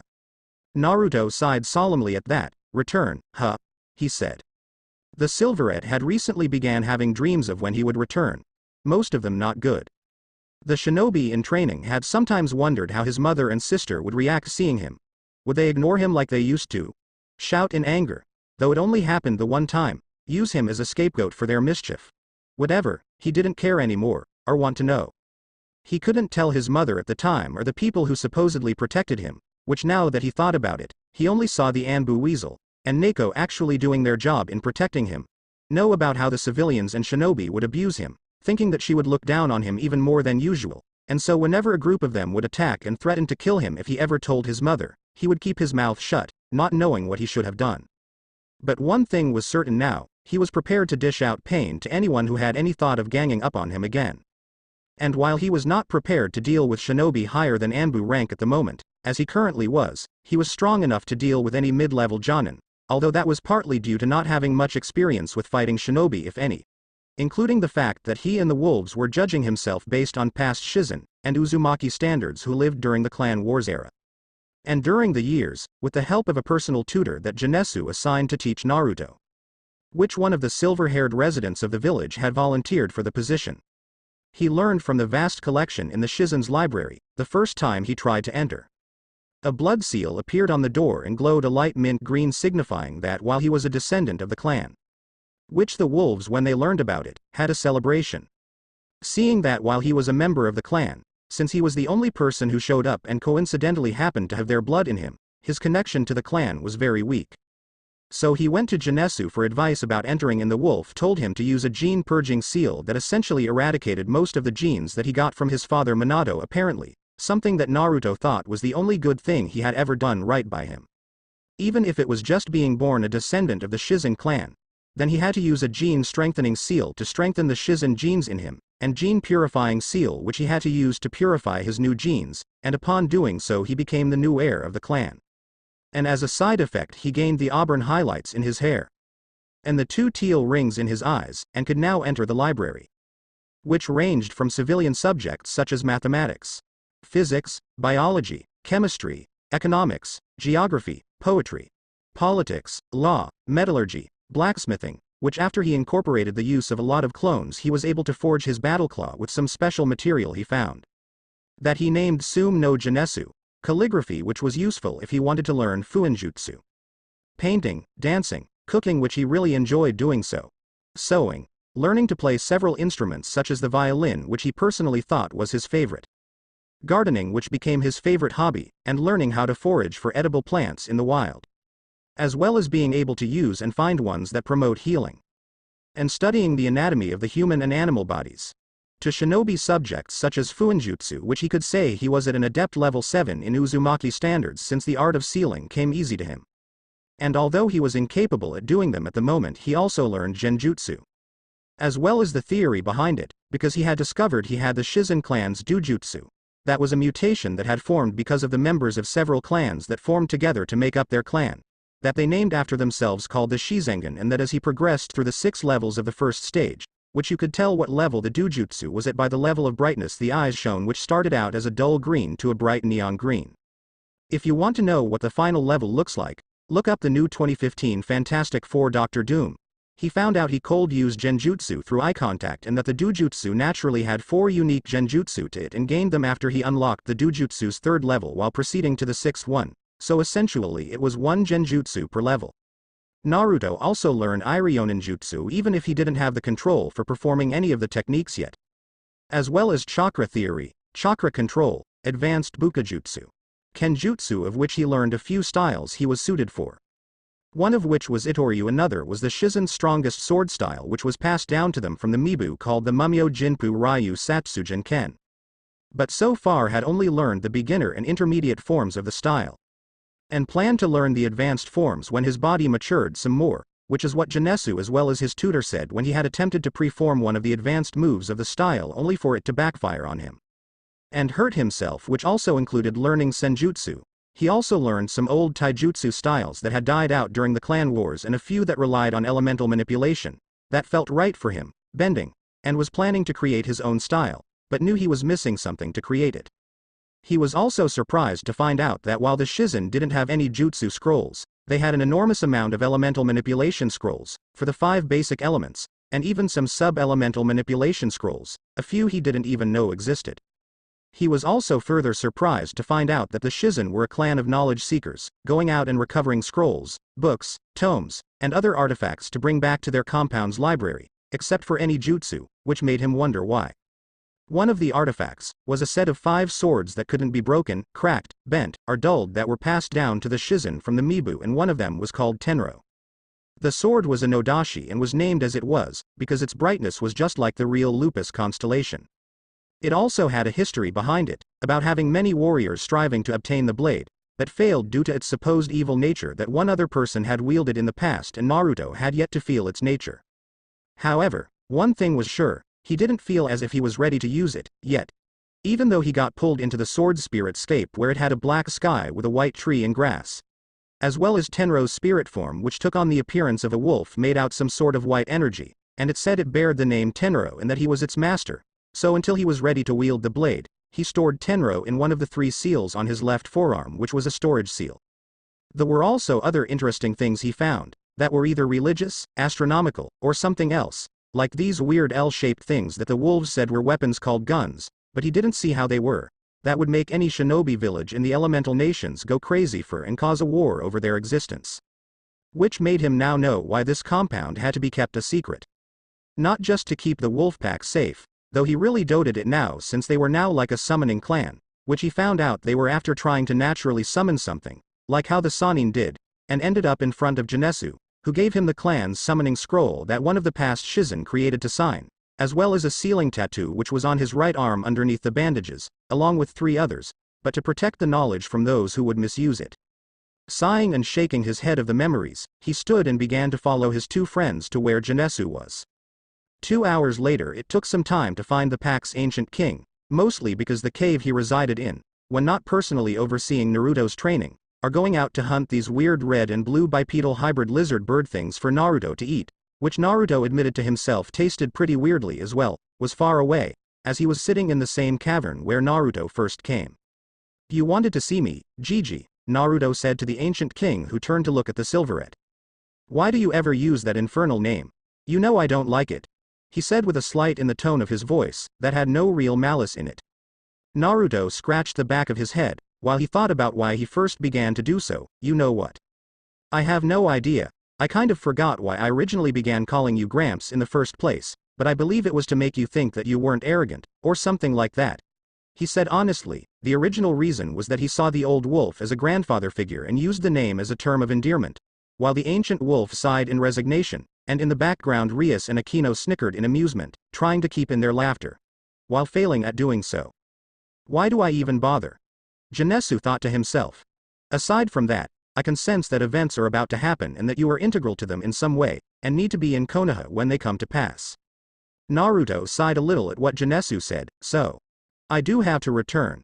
Naruto said in a voice that sounded between monotone, sadness, and had a tinge of anxiety to it, that made him sound older than he looked as he bent his head down, his hair shadowing his face, while his friends Rias and Aquino looked at him with concern. I knew I had to return soon, but I don't want to go and wish to stay. Here I am at peace, there. I don't know, I don't believe that things have changed there. I still think that the residents will still try to hurt me, that my mother will still neglect me for Natsumi, that. He was cut off as something knocked him down. He looked up and saw that Rias and Aquino were pinning him to the ground, and the both were giving him the wolf equivalent of a glare, that they were famous for, which could potentially scare anyone who saw them using it. Naruto however was immune to the glare somewhat, since he had seen something much scarier, Genesu, when he was using his patented grin. When he first saw it, the grin made him damn near piss himself in fright, and gave him nightmares for weeks. You listen to me, Naruto Uzumaki Namikaze Shizen. Rias growled, while the silverette gulped, and also noticed Aquino was giving him a frosty glare. Genesu though just had a neutral expression on his face. Me and Aquino have known you for 15 years, and now you want to go chicken on us, when you promised to take us out of the forest. Sorry, but I will not settle for that. You trained your butt off ever since you got here, so you could protect yourself from those monsters in human form in Konoha. You also wanted to show that they were wrong to cast you aside, right? So, grow yourself a pair already, and show them what they missed out on. Naruto was slightly stunned by Rias' words, and felt in his heart that she was right. He should not go and chicken out because of his horrible past, but instead, decided about focusing on the here and now, and worry about it in the future. A ghost of a smile etched itself onto his face as he sat up and gave Rias a hug, which made her give Aquino a look saying he hugged me first. That pissed her off, and where Aquino's inner thoughts were along the lines of Naruto-kun should be hugging me. I'll get you back for this, Rias. Just you wait until I get my human form. Foo. Thanks. Rias, I needed that, Naruto said, then looked at the elder wolf. I will return to Konoha, but first need to get some things from my room. Genesu then gave his trademark grin.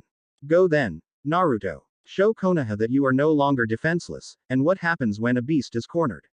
The representative of the battle wolf race said, and Naruto nodded sparingly, and hoped that Genesu would stop grinning, before he and his two familiars began walking away, but before they did. Oh, and before I forget, come back when you are 15 or so, and if you show enough improvement with your control over your chakra by that time, I'll begin your sage training, while also unlocking a tiny bit of your true power, that I had to suppress. Meanwhile, back in Konoha Uzumaki Namikaze house, all was quiet in the once cheerful and happy residence that was the Uzumaki Namikaze home, but now when you entered it, the house held a faint aura of sadness and despair. Yugao Uzuki, who had moved into the house 6 months after Naruto ran away, because she found her boyfriend at the time Hayate Gecko cheating on her with another woman, having on the bed in their shared apartment, was currently out on a mission, and Natsumi was at the Ninja Academy. So, that meant the only person in the house at the moment was Kushina, who was standing by the closest window facing towards the Forest of Death, looking outside it in the direction of the infamous forest, with a depressed, solemn look etched onto her haggard face. It had been 5 long years since her only son left. Out of hurt, her own neglect towards him, sadness, and abuse that was caused by her own inattentiveness to see what the village really was, and the damned civilians and shinobi who had the gall to hurt her son. Also many things had changed during that time. Among them was the relationship she had with her daughter. For when Natsumi told her of what she did the next day, because of the guilt she was feeling, Kushina had shut down and had collapsed. When she had woke up the next day, she wouldn't speak to Natsumi when she came to her and asked how she was doing, and continued on her day, hurt and ashamed that Natsumi would go behind her back and do this to her brother. And continued to do so for 3 months, until one night when they were having dinner time together, she said that she was disappointed in what Natsumi had done, and that she wouldn't train her again except for occasionally giving her advice to improve what she already knew until she had graduated from the academy and had been forgiven by Naruto, then became quiet again. And when the news about Naruto running away into the forest of death was leaked to the residents of Konoha, there were many celebrations in most of the bars, restaurants, and stores, as well as the homes of people who wrongfully despised him. Of course, due to the state of a few drunken chunins who particularly liked to talk about anything while drunk, was how Kushina found out how she was not informed, nor was she told by her son of his abuse. Apparently the mobs who had beaten him had threatened her son a gruesome death if he ever told her, or the Anbu who supposedly protected him, since Yugo had said to her that only she and Hitomi, Femme Itachi, actually took their jobs seriously while trying to protect Naruto, while the rest let the civilians vent their anger out on the unfortunate boy. Kakashi was a part of these, or joined the mob, anything. The civilian council, to whom the Anbu from civilian families owed their true allegiance to, had also helped in keeping this information of her son's abuse a secret. They thought that she didn't know. As a result of this, something in Kushina snapped and she maimed any civilian, kunoichi, and shinobi involved in Naruto's torture that she could get her hands on. Personally, with the closest sharp thing she could find, which was a guando that made her double take for a second, since it looked exactly like the one in her nightmare, but wrote it off as a coincidence, though she couldn't help but notice it felt right in her hands to use it, so she decided to keep it. She also used her now black spiked chakra chains that felt off to her, but decided it wasn't important at the moment, and in a few instances which frightened her a little, green vines that reminded her as well of that nightmare sprouted from the ground and crushed the necks of some civilians. Those who were roughly in one piece and not in the hospital from her rampage were sent to Ibiki and Anko, had fessed up after spending some time with the duo, and were either imprisoned with a life sentence, or executed, depending on what they did and how horrible what they fessed up to was. When the civilian council got wind of this, naturally they tried to have Kushina arrested, so that if she found out what they did, she wouldn't be able to target them. While a few of the male members had ulterior motives for doing so, unfortunately for them she did. But before they could do so, Hiruzen, who had enough, grew a backbone for once, and shot any of their ideas down, and instead ordered her to be put under house arrest for a period of 5 years, where she could also go into the compound's property, and if she wanted to leave the property then she would be given an escort at all times, while wearing a bracelet that stopped her from using any chakra whatsoever, and that she had to do community service, basically D ranks for free, during this period of time. The civilian council were put off when they heard this, but couldn't do anything about it since Hiruzen still had authority over any kunoichi and shinobi even if they were retired, including the fact that she had a seat on the shinobi council, giving her clan head rights that gave her some leeway in certain matters, and didn't kill anyone, also severely limited what they could charge her with. So they reluctantly took this as a victory, however small it was. But when Hiruzen revealed a letter addressed to the council that was written from the daimyo himself, they sweated a little, some more than others for doing dealings with shady sources that bordered on illegal, then panicked when the daimyo, who apparently heard about what happened from a source, suspended the civilian council indefinitely from council meetings and banned them permanently from shinobi affairs, while also ordering a full investigation be done on every member in the near future, to see what else they were hiding from him. And through it all, Kushina had a faint smirk for having one up on them, while at the same time most of the shinobi council burst into cheers that they would no longer suffer from a certain pink-haired howler's shrill screams. But that still didn't heal any of the terrible wounds deep inside of Kushina's heart, mind, or her soul. Ever since that first nightmare, she kept having them. And in the nightmares, Naruto kept being killed in grisly ways that over the years have gotten worse and more morbid, to the point where she developed insomnia and could hardly sleep anymore, but did so when her body forced her to. And in each nightmare that she did get, when demonic Kushina, who although still transformed, as time went on, demonic Kushina began to stay in her transformed state into a curvaceous, huge-breasted wet dream that was a mixture between a one-tailed kitsune, a knockoff of a succubus, a rabbit demon, a devil, and something else which gave off the feeling of emptiness, looked more healthy and less like a burnt walking corpse that had sores which oozed acidic poison each time she had a nightmare, was done with Naruto's desecrated body, he would revive right after with those glassed-over sky-blue eyes and silver-slitted pupil dead eyes, demanding or in the odd nightmare pleading why she had abandoned him. Also during each nightmare, she was still captured by those thorn-covered vines that held her to the ground, which forced her to watch those torture scenes repeatedly, while cutting into her each time. And when she woke up from them, she noticed that the vine tattoos, that she had found on herself the next morning, while having a shower after the first nightmare, that she also discovered would not come off in any way, that had originated from her right wrist and the bottom of her left leg would grow a little. Currently the one on her left leg was halfway up to her knee, while the one on her right wrist had extended to the middle of her forearm. Warning. This next segment contains graphic scenes. If you are under the age of 16, please skip this segment. And after one of the terrible nightmares, when demonic Kushina had tortured her son like usual, and while being a rarity, it was not out of place in her nightmares, she did something different. For after plunging the guando into Naruto's throat, demonic Kushina took the guando out and began to take her clothes off as well as Naruto's. Then she proceeded to have with his corpse. The sight in front of Kushina disgusted her to no end. But it also slightly turned her on. Demonic Kushina seeing this looked at her and then smirked. As she surprised Kushina by walking over to her and ripped off the clothes she was wearing, while presenting her to her son's body, which had now gotten up from the ground and walked over to the two, it then developed a cruel smirk on its face, and with a surprising strength that she didn't know it had, it grabbed her by her shoulders, and then raped her multiple times, and to her shame she secretly enjoyed every second what it was doing to her. When she woke up, she had been so ashamed of herself that she attempted suicide, only to be stopped by her best friend, Makoto Uchiha. She was then placed on suicide watch for a year and a half, and during that time she attempted it 4 more times before she had straightened up with help from her best friend, Yugo, and her daughter, which although they wouldn't have that close mother-daughter relationship again, like they had before Naruto ran away, Kushina had recently began speaking to her more openly. For those of you who are 15 or so and younger, you can read now, unless you disregarded the warning, then in that case disregard this captioned sentence. A few tears leaked from her eyes, as she thought about the child she had so foolishly neglected and left in the shadows where he was abused and experienced a life worse than hell. And even though Yugo had told her and Natsumi that he didn't hate them, deep down Kushina knew that Naruto would most likely never trust the both of them again, especially her, if he ever came back, that is. She had also spent a lot of time in her beloved son's room, by expanding the size of it with expansion seals till the room was twice the size of the master bedroom, then either making sure that it then stayed clean for when or if he came home, or would cry on the bed. Naruto Sochi. She thought to herself, I am such an awful mother. She then heard a knock on the door which made her come out of reliving her memories. I'll be with you in a minute, she said softly, but loud enough for the person on the other side of the door to hear her as she wiped the tears from her eyes. When she opened the door, she gave a small smile as on the other side was Makoto Uchiha, her best friend from her genin days. Makoto-chan, it's great to see you again. How are you today? She said quietly, as the Uchiha matriarch and clan head smiled back at the woman who she had known for years. Now how is it that Makoto was alive, when she should have died with the rest of the Uchiha?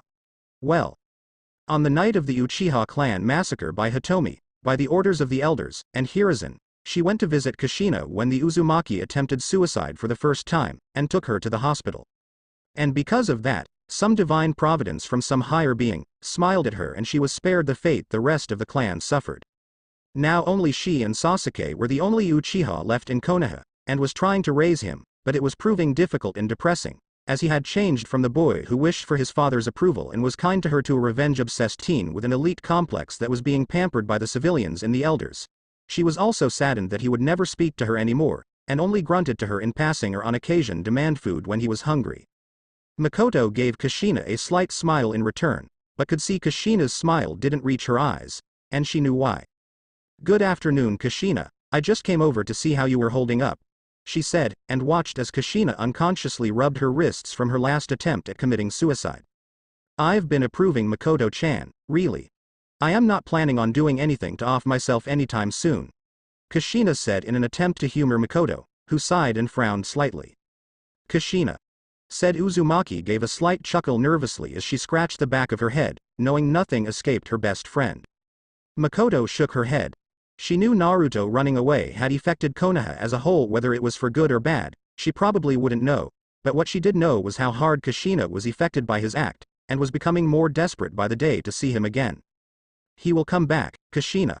Maybe not today, maybe not tomorrow, but I feel deep down that he will come from wherever he is soon, I promise you that," she said, while Kushina sighed as she led her friend to the living room of the house.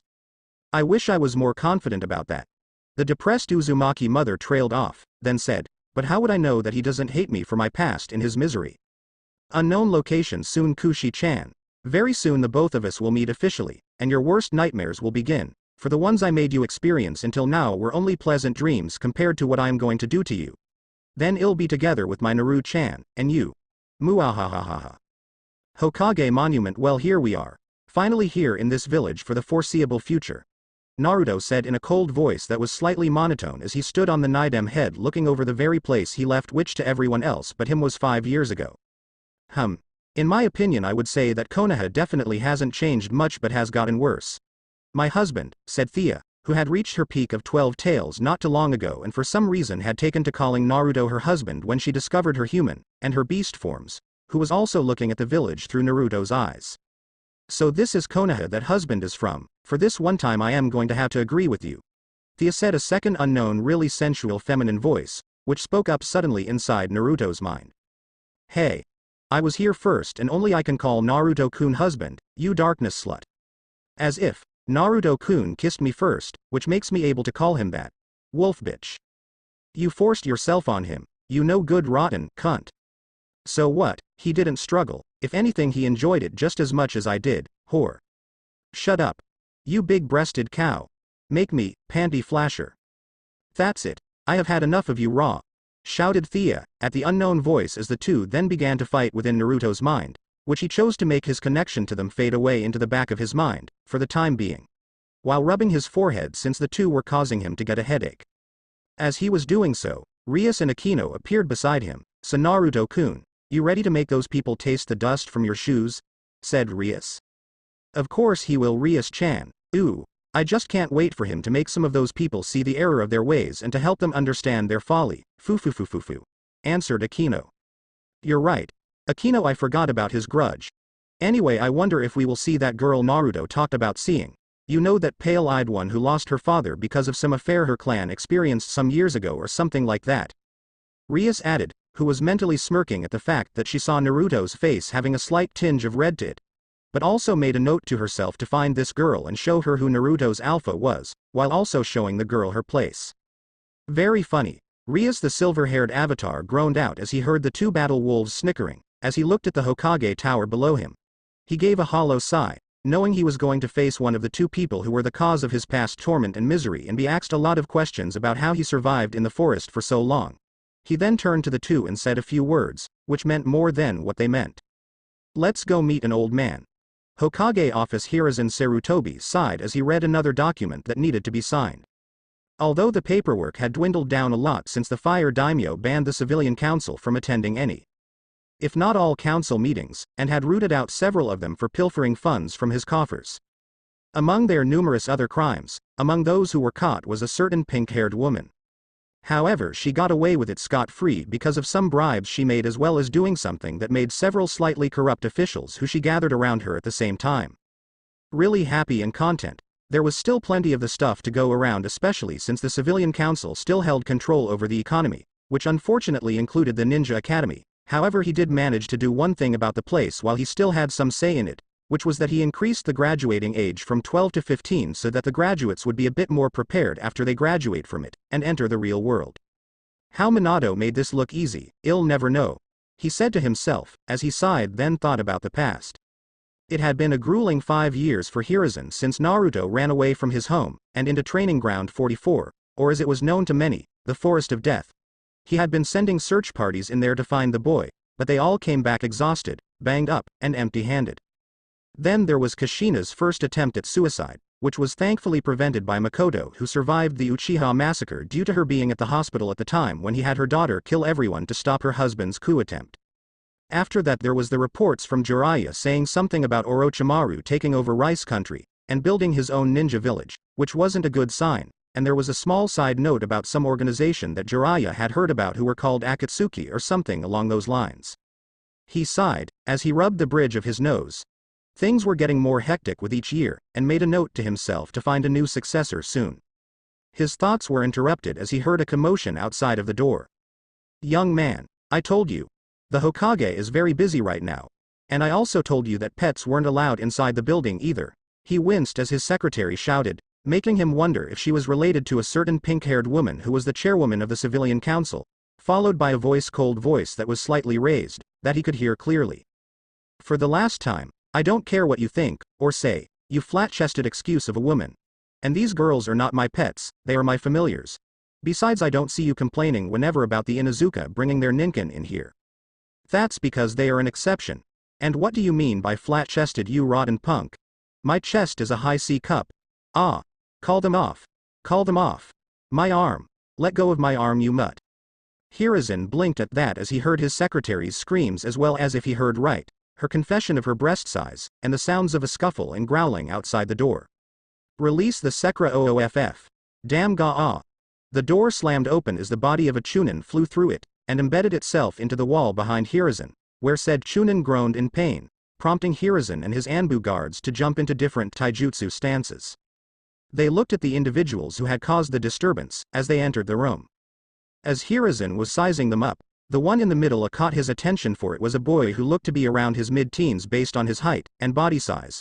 But the most striking thing about him was that there were 3 vertical scars that were underneath his left eye that extended to his left ear, and 3 thin whisker marks on each cheek, as well as his mostly silver hair, which he knew only one person had. You've sure gotten older, old man. Hiruzen and the Anbu couldn't help but gape like fish as Hiruzen stammered out his guest's name. Silence. It is paradise for some and torture to others, and can both last for an eternity or shortly be killed with the softest of whispers. For in one moment, all was silent in the Hokage's office, not even the secretary's lucky cricket she got from her superstitious mother that she named Gemini. Hypocritical much, outside the office on her desk was chirping.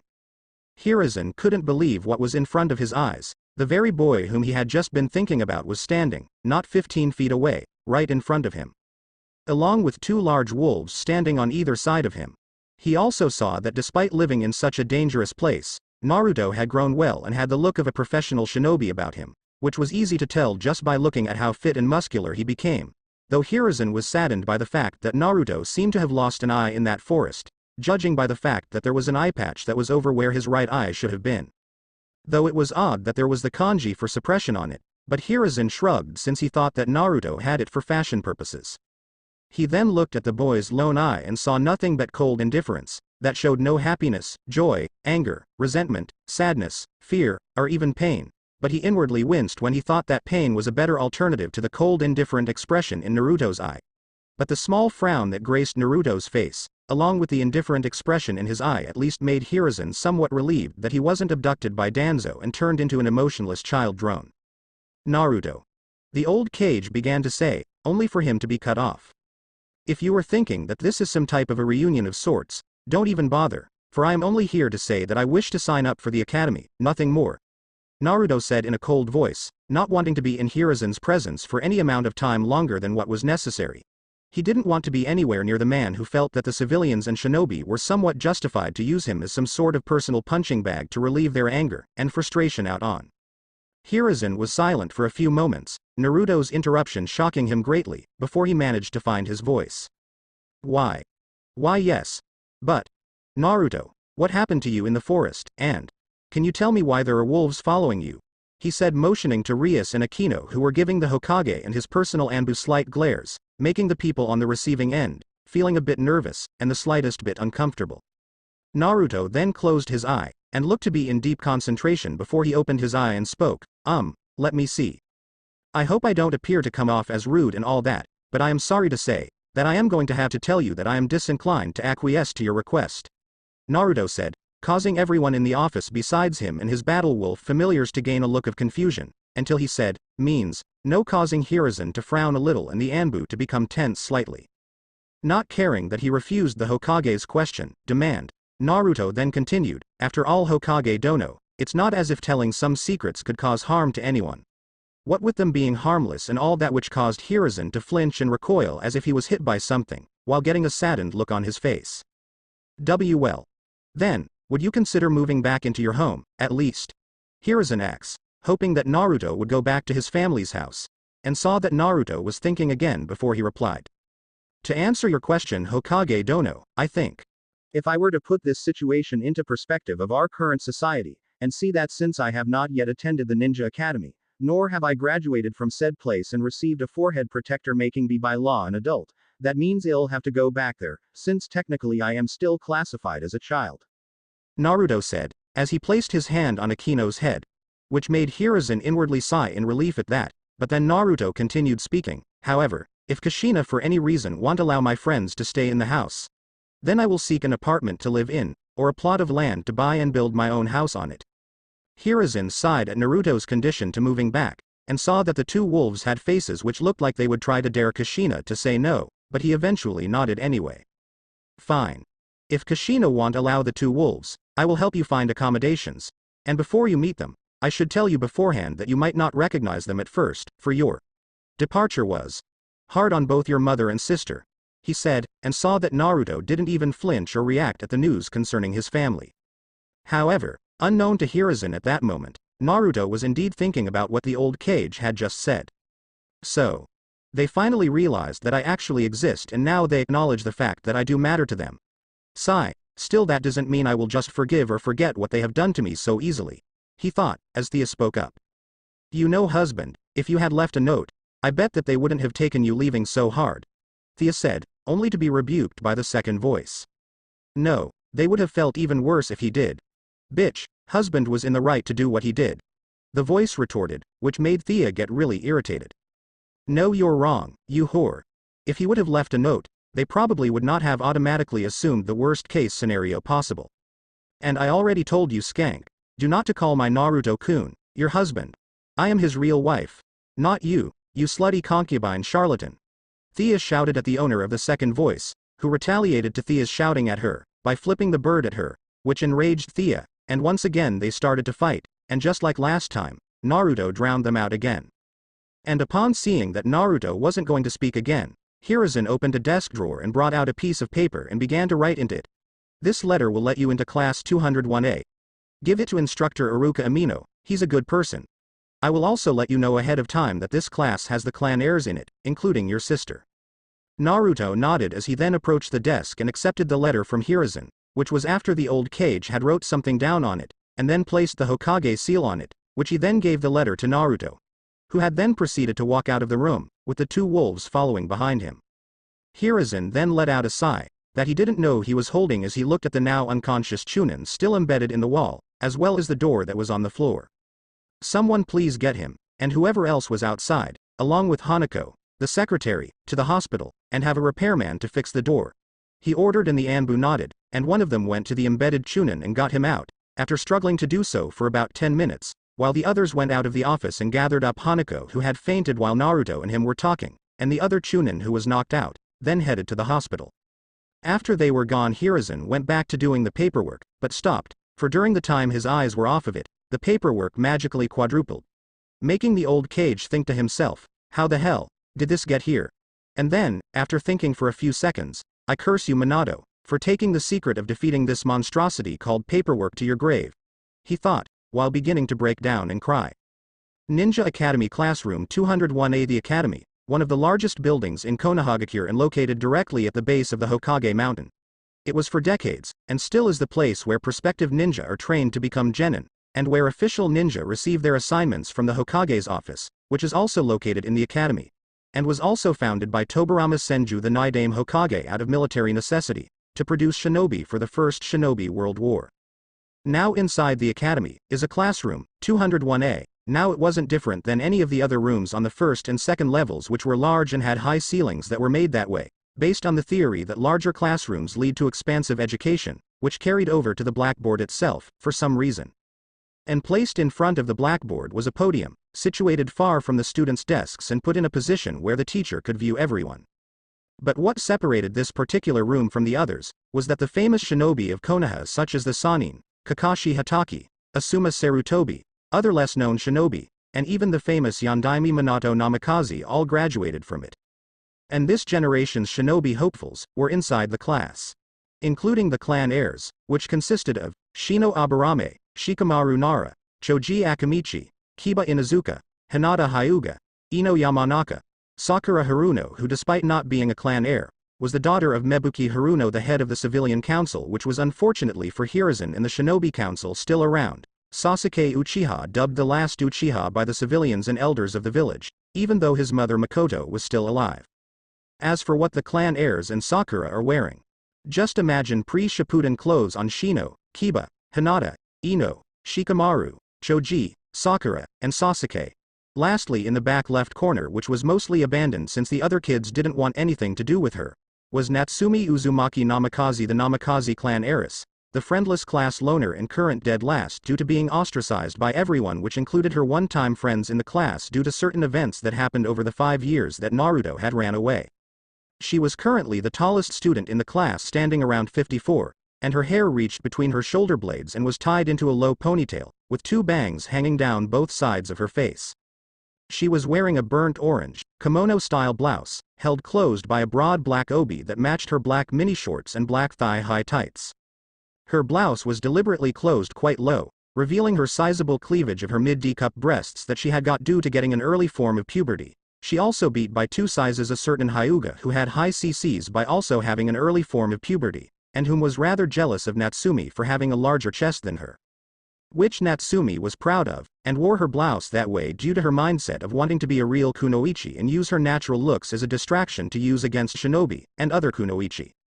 She also wore open-toed, kunoichi high-heeled sandals, and had a pair of clear goggles, the wraparound ones that Kanami Tosen wears, that had seals applied on them so that they wouldn't fall off her face once she put them on, and used a minuscule amount of nature chakra to make them stick, as well as a specially crafted Zatoichi sword that she used as a cane, due to the fact that she was now blind, due to an event that happened 2 years previously. And in front of the closed door of classroom 201A was none other than Naruto, who had his hand on the knob, debating to himself whether to go in or not. Sighing to himself, he felt as if hours passed by so that he could come up with a decision, but in reality it was only a few seconds, and his decision was to open the door, so he turned the knob and with Rias and Akino following, he walked in. Flashback a few minutes ago, 5 years. It had been 5 long years, since that one day, that one horrible day where everything in Natsumi Uzumaki Namikaze's world had changed. And the first sign of that change was the following second day after the first day, where she had cried her heart out, because she had learned that her Oni-chan had run away from Konoha to the Forest of Death because he had been neglected and felt unloved and unwanted, while also being abused by the villagers, which she had unintentionally been a part of. By pulling pranks, vandalizing private property, to even stealing from various people with her friends or kids she hung out with and using him as a scapegoat to not get into any trouble. Where when she told anyone who came up to them and asked who was responsible, she just pointed out her brother. Then the person asking them would get a sudden gleam in their eyes and thanked her before sending her and whoever she hung out with on their way, but not before hearing that her bother would get what was coming to him. Which, now that she looked back on the times she said that he was responsible and heard that phrase, she would often wish she could go back in time and strangle her younger self.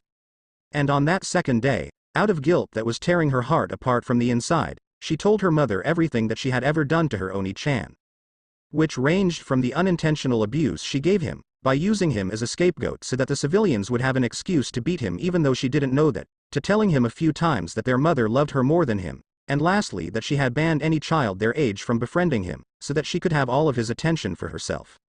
When she had finished telling her mother what she had done, Kushina had collapsed, but as she did so, Natsumi swore that for a second she saw nothing but pure hate in her mother's eyes that looked like 2 glowing red orbs in black pools, which from that night onwards still continued to give her nightmares, before returning to their purple color.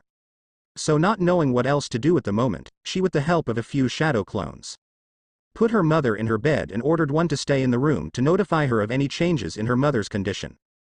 Then spent most of the day in her room, where she came up with 2 more ideas for the new taijutsu style she was coming up with, where for the first idea she had to increase her strength and speed to the point that she could send out a compressed air blade by kicking that she called Taifukiku, or use a variation with her arms that could potentially send out air blasts, and had come up with the name Taifuiatsu for the technique.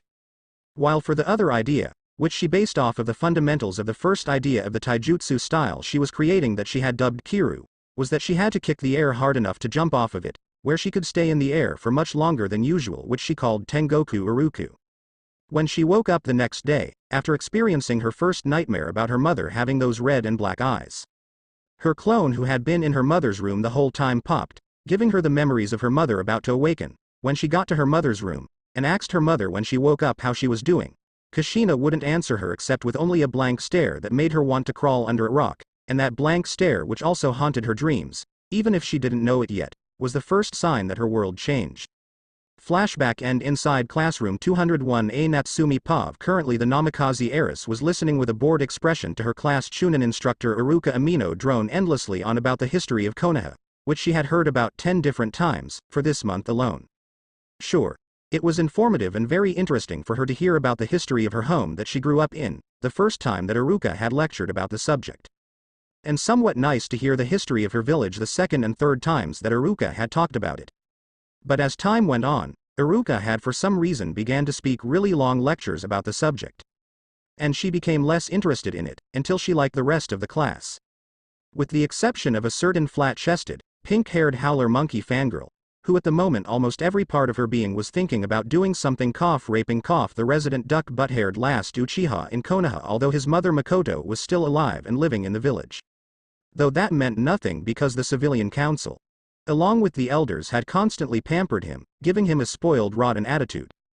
That coupled with his massive arrogance, elite complex that was staring to develop.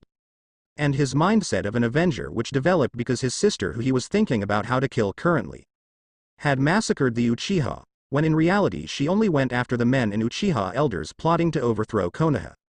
While a certain masked man went after the rest, except for a few that were targeted by certain blank masked Anbu and had their eyes taken.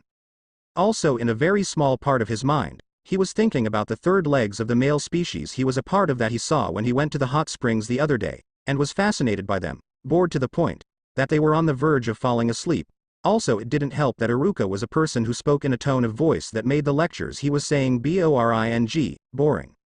She felt like she was at the point where she was about to rip her blonde hair out of her own head in frustration if she continued to listen to Iruka's long-winded lecture. Please, Kami-sama, help me. Please give me a distraction so that I don't have to listen to this torture, she thought, and just at that moment, while Natsumi was inwardly praying, the doorknob turned, followed by the door to classroom 201A opening, making Iruka stop his lecture, and turn his head in befuddlement towards the door, then go over to it. Thank you, she shouted with joy as well as crying anime tears of happiness in her mind. However, she became shocked, and her bored expression from the lecture turned to surprise, as she used her sensing ability that she was trying to hone to the point where she could see everything in various shades of blue. IB4. Huluim show _key_art, 25894. Size equals 1600 by 600 and region equals US. Only without the colored woman and words with the NBC logo, with pinpoint clarity. That she was training her ability to try and use it on a subconscious level where she could use as a form of sight, and at this point she could see everything in a 35-foot radius around her with good clarity and fine detail, while the rest of her range, which was up to 6.5 kilometers at this point, was somewhat blurry and could only use it even with her large chakra reserves for only about 11 hours a day, since the technique drained her at a moderately fast rate that she could control when to use it and when to turn it off. Which had evolved due to the event which caused her to become blind to sense chakra that had merged with her negative empathy sensing, creating something that was almost like a basic version of the mind's eye of the Kagura technique that some members of her clan used in the past, to see and sense the person on the other side of the door enter, and then her expression began to morph into shock. Oh. Oni-chan? She couldn't believe what her own sensing ability was seeing and sensing for her, as she could feel the familiar emotions, as well as the extremely potent chakra reserves, that she felt were huge, and were about quadruple that of her own, but something deep inside of her made her believe the reserves were a lot larger than they appeared, of her own brother, Naruto. Even though it had been 5 years, and because of a certain event that happened to make her blind where she had been depressed for weeks afterwards since she would never be able to see with her eyes again, she still remembered the familiar emotions, including the presence of him. She also recognized the 3 scars underneath his left eye, though he was taller than when she had last seen him and a lot more muscular and beautiful, which made her blush, which deepened when she smelt a certain odor coming from him. A salty musk reminiscent of dry juniper, cedar, and pine wood, oiled leather, and smoke, though she was saddened that he apparently only had one eye, judging by the eye patch he had over his right eye. However, she became confused as she saw through her sensing ability what she thought were 2 large dogs that looked like they had manes enter behind him. Naruto Pav, excuse me, but this is classroom 201A, right? Because I was told to come here, to this classroom. Also, are you Chunin instructor Iruka Amino? Naruto asked, and said Chunin, who had a horizontal scar on his nose, blinked in confusion. Yes, that's right. Iruka said. How can I help you? He asks, wondering who the teen with the cold voice was, even though something about the boy made him think he saw the boy before. Naruto then walked up to the academy instructor and handed him the letter that Hiruzen gave him. Iruka opened it and read the contents before his eyes widened, and his face went through several different expressions, and one of the expressions among them was anger, before Iruka's face settled on neutrality, that supported a very small smile that was strained. Well, Naruto-san, I must say welcome back from your training. He said, while the Silverette just shrugged at Iruka's gesture at trying to be friendly at him. Now, if you would take a seat next to. Let's see. Iruka paused as he looked around the room and saw a bunch of seats open around Natsumi his sister, which was somewhat of a shock to Iruka, as well as one vacant by the Hyuga heiress, Hinata, and then continued. Ah. You can sit next to Natsumi if you want, or Hinata if you wish to. Said girl, after hearing her name, began to blush, then turned a darker shade of red. When Naruto looked in her direction for a brief moment, but became sad when Naruto looked away from her and began walking in the direction of where she was sitting.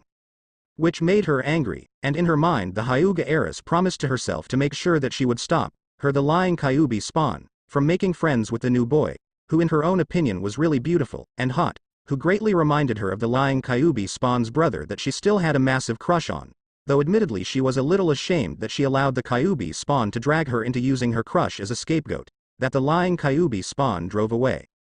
All the while, watching this from Natsumi's seal was the Kyuubi, also known as Kurama, though no one but her fellow Biju knew that. Her eyes then narrowed behind the cage as she sensed something from the Silverette, and smelled an odd scent. He smells like the forest, wolves, something alien to me, as well as something similar to myself, and something else, a certain odor coming from him. A salty musk reminiscent of dry juniper, cedar, and pine wood, oiled leather, and smoke, which smells really pleasant, and his chakra feels partly similar to my own, but at the same time it's different. What is this? She thought, and just when the Silverette passed bit Natsumi, an image assaulted her mind briefly, which was that of a wolf-like creature with only a single tail, 14 whiskers, and sky-blue eyes that had silver-slitted pupils was staring back at her, along with another creature hidden in the first one's shadow that she could only see an outline of, which reminded her of some sort of creature that reminded her of a spider, since it had 8 limbs that had some sort of mask, with a crown on it. As soon as the image showed itself, it then vanished, leaving the vixen shocked, as she gasped in surprise. What was that? She said, completely taken off guard by what she witnessed. Outside the seal, Natsumi suddenly shivered as she felt the seal on her stomach turn cold all of a sudden and placed a hand on it. What is going on? She thought. It appears that the fox, or should I say vixen, sensed the wolf in her. A cold voice suddenly said. Natsumi tilted her head and looked up in the direction, where she saw her brother looking at her with a cold, indifferent expression, and heard the direction he spoke from, which made her inwardly cringe when she saw his face, though she also slightly blushed as his eye passed over her body and paused while it looking at the direction of where her useless eyes were for a second. The words he had also just said had confused her, and she wondered what he meant by that. But before she could ask, Naruto continued on his trek with the 2 large dogs following him, where he paused and looked at the desk beside hers with a strange expression on his face. He then shrugged and sat down at the middle of the bench belonging to the desk, with the large dogs following suit. Normal Pav, and watching him was a boy with wild spiky dark brown hair covered by a hood with a puppy in it, with slitted eyes, fang-shaped tattoos, and feral features about him. This was Kiba Inuzuka, the second heir of the Inuzuka clan. He had taken one sniff at the Silverette, and felt in his bones that he was a threat to his alpha male status. And the 2 wolves accompanying the Silverette, which he smelt what they really were, made him feel on edge. But despite this, he had seen the way the Hyuga heiress Hinata had looked at the new kid, and was jealous of him, and promised to himself to show the new kid his place so that she would see that he was the true alpha, and show an interest in him. Kiba wasn't the only one who was watching the Silverette. As Sasuke Uchiha, the last heir of the Uchiha clan, until he passed on his white DNA to at least one woman, of which there was no shortage of fangirls, and had a child. Though that seemed unlikely, as he was beginning to show a preference in men, was also watching the Silverette with rapt attention, and while he felt uneasy by the aura of power that the Silverette was giving off subconsciously, he was also jealous of the Silverette having that power and wanted it for himself. He also felt something else, and although the feeling of a part of himself getting hard was foreign to him, it felt good. Another clan heir, Shikamaru Nara, had a bored look on his face, but he was in fact actually studying the new student. He wasn't the only one, as the Aburame heir, Shino, was also studying the runaway Uzumaki. who at the moment was gazing at the student body with an indifferent expression, and came to the conclusion that most of them were weak, and decided they weren't cut out for being a shinobi. Choji, the heir of the Akamichi, just opened a bag of chips he got out of nowhere and began to eat them. But on the inside was wondering if the silverette was friendly, and in another part of the class Ino Yamanaka, who was arguing with Sakura about something to do with Sasuke, took one look at the silverette and stopped suddenly, and began to slightly drool at the sight of the silver-haired Adonis, and decided that Sakura could have Sasuke to herself, as she would get that glorious hunk of a male specimen for herself. Thus the Naruto fan club was born, which made Naruto shiver slightly and feel as if something somewhat good or bad depending on the situation was about to happen in the future. Sakura, on the other hand, took one look at the new boy, and just thought that he was trying to steal Sasuke's spotlight, deluded much, and saw that Ino wasn't paying attention to herself, and decided that Ino could have the dobi, that she newly christened Naruto, which made her happy that she could have Sasuke to herself. Okay everyone. Iruka said, now I know that this is rather sudden, but the Hokage has assigned a new student to this class. He has been, for the last few years now, a training trip with a Tokubetsu Jonin, so, why don't you stand up and introduce yourself? Naruto then sighed in response, at how Iruka put the figurative spotlight on him, even though he already had it when he walked into the classroom, since the whole class individual attention was on him. He then stood up, and began to speak in a cold voice. Some of you may have heard of, or remember me, but for those of you who don't know of me, I am Naruto Uzumaki Namikaze. He said, then saw the reactions he had expected to get from revealing his name to the children of those who had tortured him in his youth. As most of the boys began to stare at him with either anger, some sort of mixture between envy and jealousy, or hatred in their eyes, along with almost half of the girls, Sasuke's fan club that was reduced to half of its size, which included Sasuke Uchiha, Kiba Inuzuka, and Sakura Haruno. Though when Naruto entered the classroom, and had walked past her to his seat, he had felt that there was something strange about her, and made a mental note to examine this curiosity of his at a later date. He then saw that the rest of the boys and a few of the girls had neutral looks on their faces. These were orphan children of shinobi and kunoichi who had died in the Kyuubi attack. That just thought that he was a new arrival, but were curious about him. Included in this category of kids were Shikamaru Nara, Shino Aburame, and Choji Akamichi, while the leftover group of children consisted of the other girls. They were the stronger, prettier, and smarter girls that used to be part of the Sasuke fan club, but saw the new kid and subconsciously jumped ship for the new hottie, who weren't part of the neutral group. Among this group were Ino Yamanaka and Hinata Hyuga, who were surprised, though the surprised look that they had on their faces turned to them, gaining a pained and ashamed look on their faces, before the looks on their faces changed again, and for Ino it was replaced with her and the girls of the third group gaining blushes as well as hearts in their eyes, while a few of them began to drool, making his left eye twitch, as he saw that a fan club for him was beginning to develop.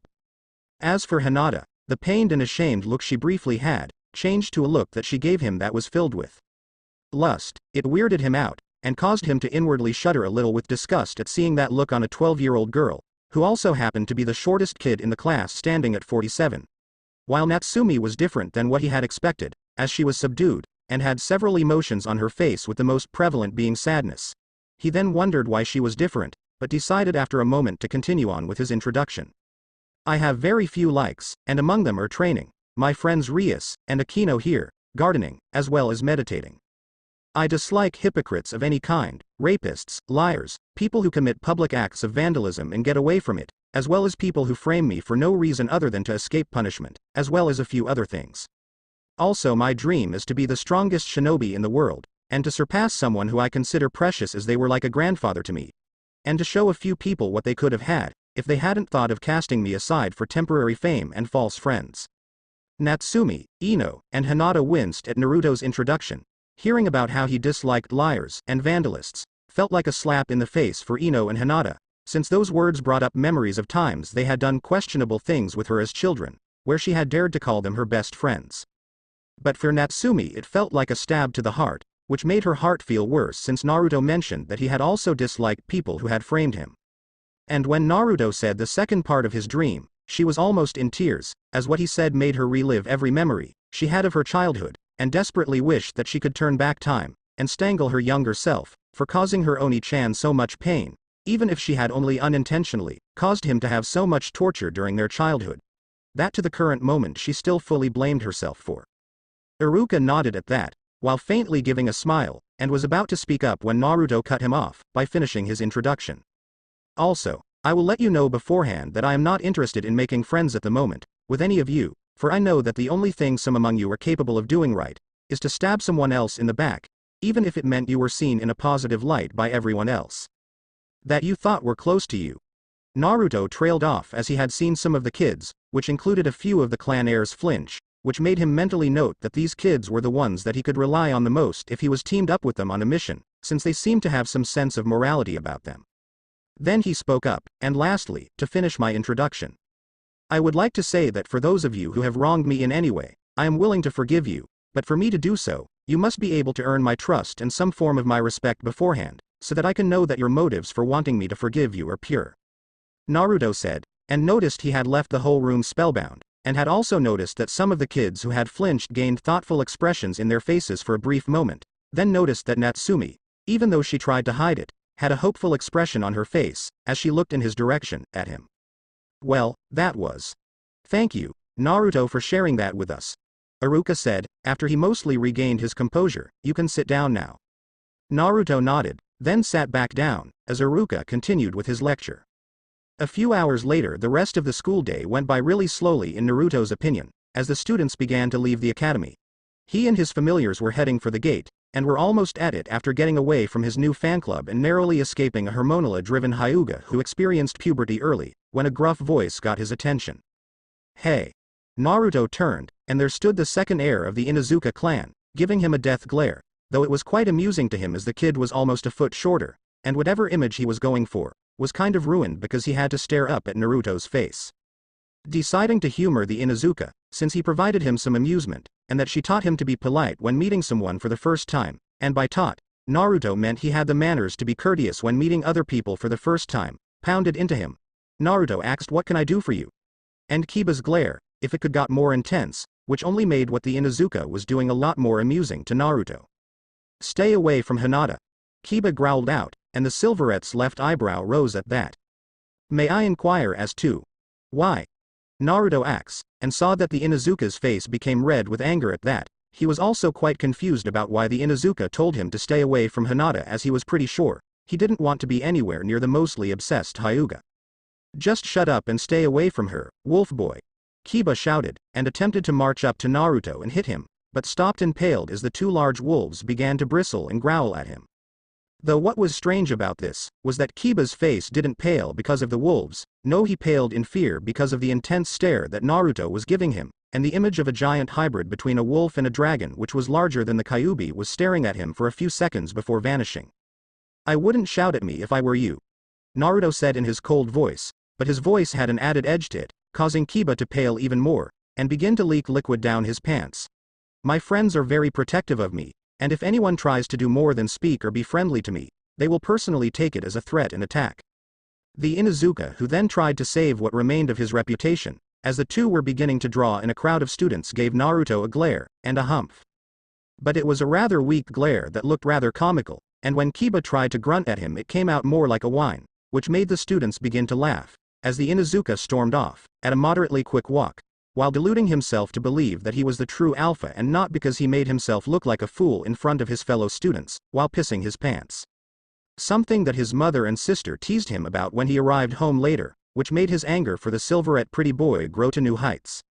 Naruto then sighed, something he had found himself doing a lot lately, and found himself randomly remembering what he knew of the rivalry between dogs and wolves, which was that while dogs were loyal to their masters and would die to protect them, wolves had no masters, and were loyal only to the pack, and looked after one another like a true family should. In his own view, Naruto believed that dogs and wolves were like samurai and mercenaries in a way. The dogs were the samurai who served a lord until their last breath, while most wolves, with the exception for outcasts, were like mercenaries, the reasonable ones anyway, who fought had to earn a living to feed their family. How dare that mutt shout at you? Ria spoke mentally as she watched as the Inuzuka began to run back to where he lived. If I ever hear him shout in that tone of voice to you ever again, I'll hunt him down and. Rias, just drop it. Naruto replied to her.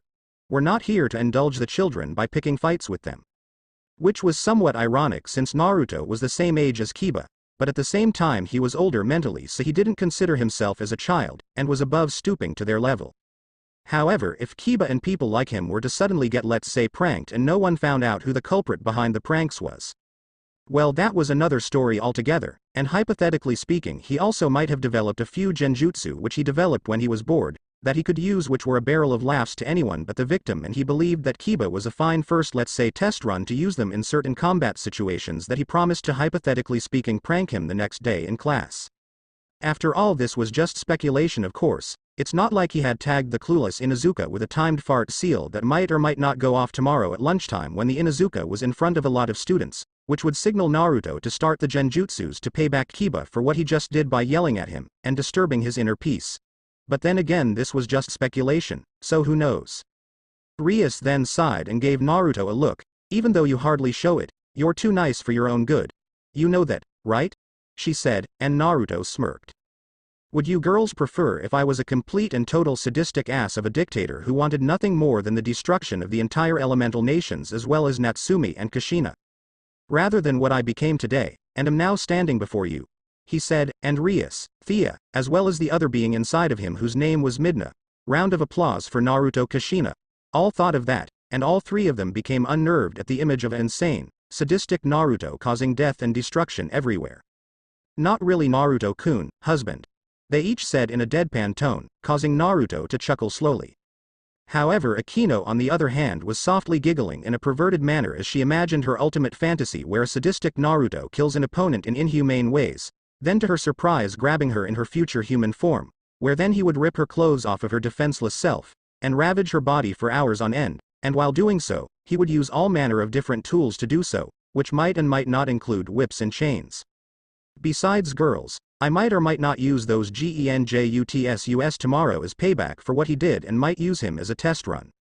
He said, and all four, which included Akino, had paled, as what he had just said had ripped Akino out of her UAL fantasies involving him, for a few seconds before they started to giggle and then burst out laughing, as they imagined what the Inuzuka might have in store for him, though Rias and Akino had to struggle to keep their composure so as to keep the illusion that they were just regular animals. Tap. Tap. Tap. Oh, Oni-chan. Naruto blinked as he looked and saw Natsumi approaching him, with a nervous look on her face, as if she was expecting to get hit if she said even the smallest of wrong words to irritate him. But, although she unintentionally was the cause of him getting tortured so much in his childhood, he wasn't the type of guy who was a complete douchebag and would hit a blind person out of combat, least of all his sister. What do you want? Natsumi. He asked, and his younger twin fiddled with her hands while holding onto her Zatoichi with them, before she managed to speak. WW. Would you like to, walk home with me? She asked, while she looked at the ground and found it interesting. Naruto gazed at her for what seemed like an eternity before sighing as he shook his head. Do what you wish. Her head then perked up at that.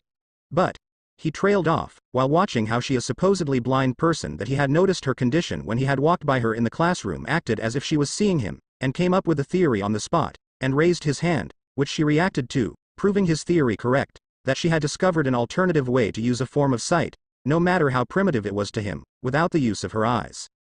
Naruto then continued what he was going to say. Don't cling onto me like some sort of parasite, or else my friends will mistake you as a threat. Natsumi deflated at the parasite comment, but she nodded anyway as she moved to walk beside her brother. The two dogs, watching her with wary but calm gazes, silently judged that she wasn't a threat.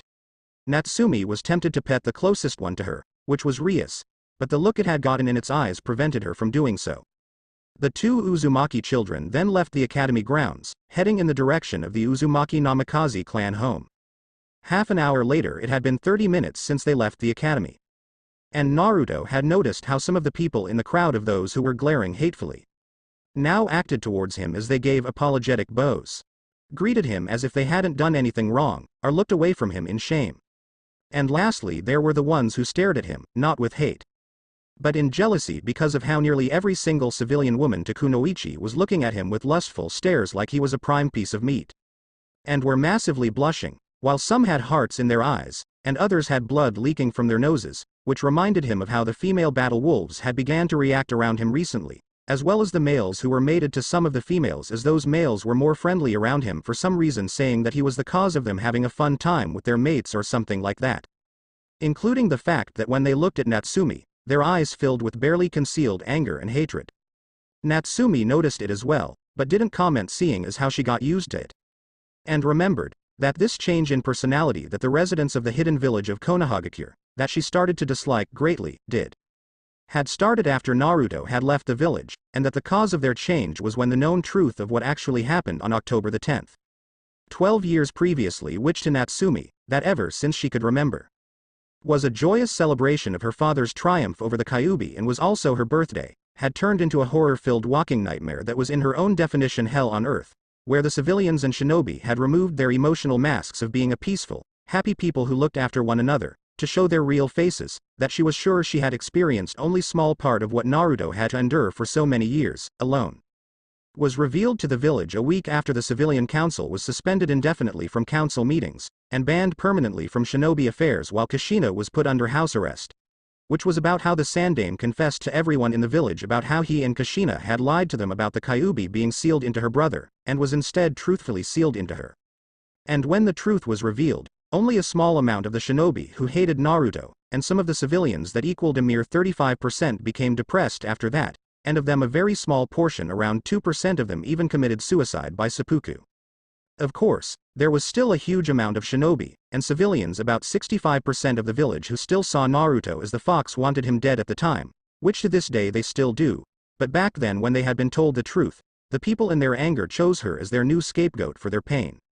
And at first, it was only glares and them whispering behind her back whenever she left the compound, but then all the kids she used to hang out with, including her friends, left her, believing their parents' lies about how she was the Kyuubi incarnate, and at the same time she also experienced the first of many times where she was forcefully kicked out of a store.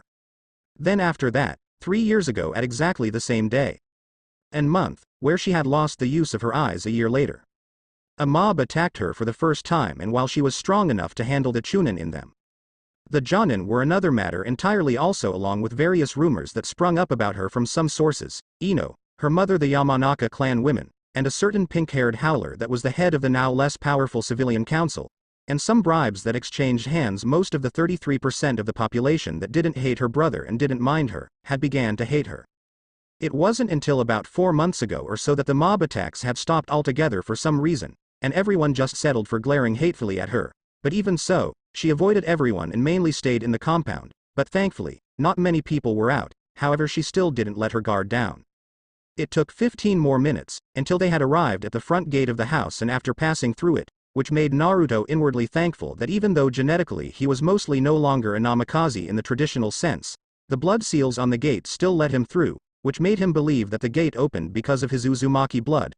Then, the two twins, and the wolves, which were familiars of the older-looking twin, arrived at the front door. Naruto then took a deep breath, which he let out in a sigh, knowing that there was bound to be some sort of commotion when he walked inside, and it all depended on his mother would react when she saw him. Might as well get this over with sooner, rather than later, he thought as he stepped up to the door, and turned the knob.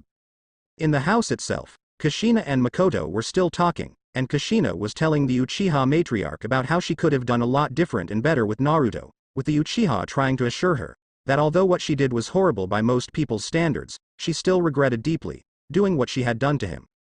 Still, Kushina felt deep down that instead of being a favorist bitch, which she had come to the realization some time ago that she was, she should have done anything more for him, and had no one to blame but herself. The two heard the door open, and Kushina realized how late it was since Makoto had come by and had began to speak with her, and thought that Natsumi must have gotten back from the academy. Which made her remember when her daughter became blind. That had been a stressful period for the both of them. And Kushina didn't know what she would have done if it wasn't for Yugo taking Natsumi under her wing as a temporary apprentice. And teaching her how to use a cane sword for a reactive, defensive kenjutsu style, that also incorporated the use of some offensive techniques to balance it out, and had also helped Natsumi get over her handicap and used to her new condition, by teaching Natsumi how to use her hearing and touch to get around and react to objects near her, as well as to help Natsumi get over her depression that she developed because she would never be able to see her brother, mother, or anything again. Though it was a happy day for Kushina when her daughter had figured out how to use her evolved chakra sensing ability as a form of sight to see, which her daughter was extremely happy about, since she could continue with her taijutsu training to use her personally created taijutsu style, that was still missing a few techniques to make it complete. Also, when Kushina's house arrest had been lifted early due to good behavior, the first thing she did was to secretly track down the ringleaders of the mob that took her daughter's sight away, and brutally murdered them as a message, which somewhat worked. But to make sure that the people of Konoha would completely stop, she with the help of Makoto and Yugao went after the ringleaders of every mob attack that happened to Natsumi, and like the first time, Kushina along with the duo made sure to leave the bodies of their victims intact with as much damage as possible without them being connected to the crime scene, to leave a message, which bore fruit 4 months ago, which the message was for everyone to leave Natsumi alone. She was about to say a greeting to her daughter, but stopped when she saw that Natsumi had entered the living room with a look that told her that Natsumi was being apprehensive about something. Makoto noticed it as well as she blinked in confusion. Ka-san, Makoto Oba. The young blonde had began to say nervously, now making the two women more confused. Natsumi. What's that? Matt. She stopped and her eyes widened as she spotted someone come out from behind the wall in the direction that led to the front door to stand beside Natsumi. A person who she had never seen in a long time, and was just talking to her best friend, and part-time pillow friend Makoto about, now grown up, and dressed like a true shinobi. The same silver spiky hair that was on the tame side, that had white highlights, and red tips, royal purple eyes, 3 vertical scars underneath the left eye that extended to the left ear, and though they were fainter than she had last seen them, 6 thin whisker-shaped silver birthmarks, with 3 on each side of his face. She then noticed the differences. He now had auburn highlights here and there in his now shoulder-length hair, an eye patch over his right eye which to her could only mean he had lost it, which made tears begin to well up in her eyes, but she forcefully put them away so that she could see the rest of him, and saw that his left eye now had 2 teal rings in it, also that the pupil was slitted. His cheekbones were slightly raised higher than when she had last seen him, which made him even more beautiful in her own opinion. She then smelled some type of musk emitting from him, that was really pleasant to her, enough so that her cheeks began to gain a healthy red hue to them, and lastly she noticed that he was taller than Natsumi by a good 4 inches, making him look like he was in his mid-teens. Makoto was also in the same boat as Kushina, when she saw her best friend's lost son, now standing right there in front of her, standing right beside his sister. Only, when she had smelt the musk emitting from him, in addition to blushing, Makoto began to feel a sensation she hadn't felt since the last time she and Kushina released their pent-up UAL frustrations with each other a few years ago, as her nether regions began to get warm, making her blush get even redder from embarrassment, that just by looking at and smelling the musk emitting from her best friend's son, he could without doing anything, begin to turn her on. And to distract herself from doing a hasty decision like for example jumping the silverette then and there, she took notice of the 2 large wolves standing at his side. Admittedly she was a little nervous at the sight of the 2 apex predators, but right now, her main concern was for Kushina, whose tears had returned, and were about to spill from her eyes. I'd like to thank BC's Claymore for allowing me to use parts from their fanfic titled Namigakure, which the parts are in chapter 6 somewhere. N. Naruto? Kushina asks, her voice barely above a whisper as she slowly began to approach her son. Is it really you? Naruto didn't say anything, but as he looked at the woman who bore him into the world, he saw that the Sandame was right. Him leaving really did leave some kind of impact on her, as he couldn't help but notice that she was now 60 even. Her crimson hair had gained some white highlights and white tips and had also grown to her calves from its previous length which was a little below her waist. Her hips were wider, and overall she was now more muscular, but still kept her womanly form. Also her breasts grew from the FF cup size he had last seen her with, to a huge pair of solid mid-J cups that defied gravity, and that her skin was paler, but still kept a slight tan to it, and he also saw faint shadows under her eyes that were now more of a dark magenta than purple with slightly slitted pupils which showed that she hadn't slept much for a long time. She also looked a little thinner than when he had last seen her. Sochi. He heard her sob, and when she was close enough, her tears began to fall freely. She then rose both hands shakily to her son's face and placed them on each cheek. "My baby," she uttered out as she began caressing each cheek with her thumbs before rubbing the skin of his face down to his neck. Her tears then began to stream down her face as she continued her probing. Naruto didn't do anything to stop her as he watched as she eventually moved her hands down his body to gently caress his chest and waist through his clothes, which felt surprisingly good. And although he was indifferent to her, and his trust with her was mostly gone, he could at the very least allow her to do what she was currently doing. And like he said during his introduction at the classroom, if she proved herself enough to regain his trust and earn some of his respect, that he used to place in her as his mother, and even though he said he didn't hate her for doing what she had done to hurt him when he was younger, he didn't forgive her for what she did, then he would forgive her for what she had done. She then stopped a few minutes later, satisfied that he really was standing before her, then in a voice that broke as she looked into his face, said, "Kami, it is you." And immediately threw herself into him and started sobbing and wailing loudly into his chest, soaking his vest and shirt while she threw her arms around him, and clung to him as though he was her very lifeline. She tried speaking, but her words were unintelligible. She allowed her legs to collapse, dropping to her knees and sliding down his body.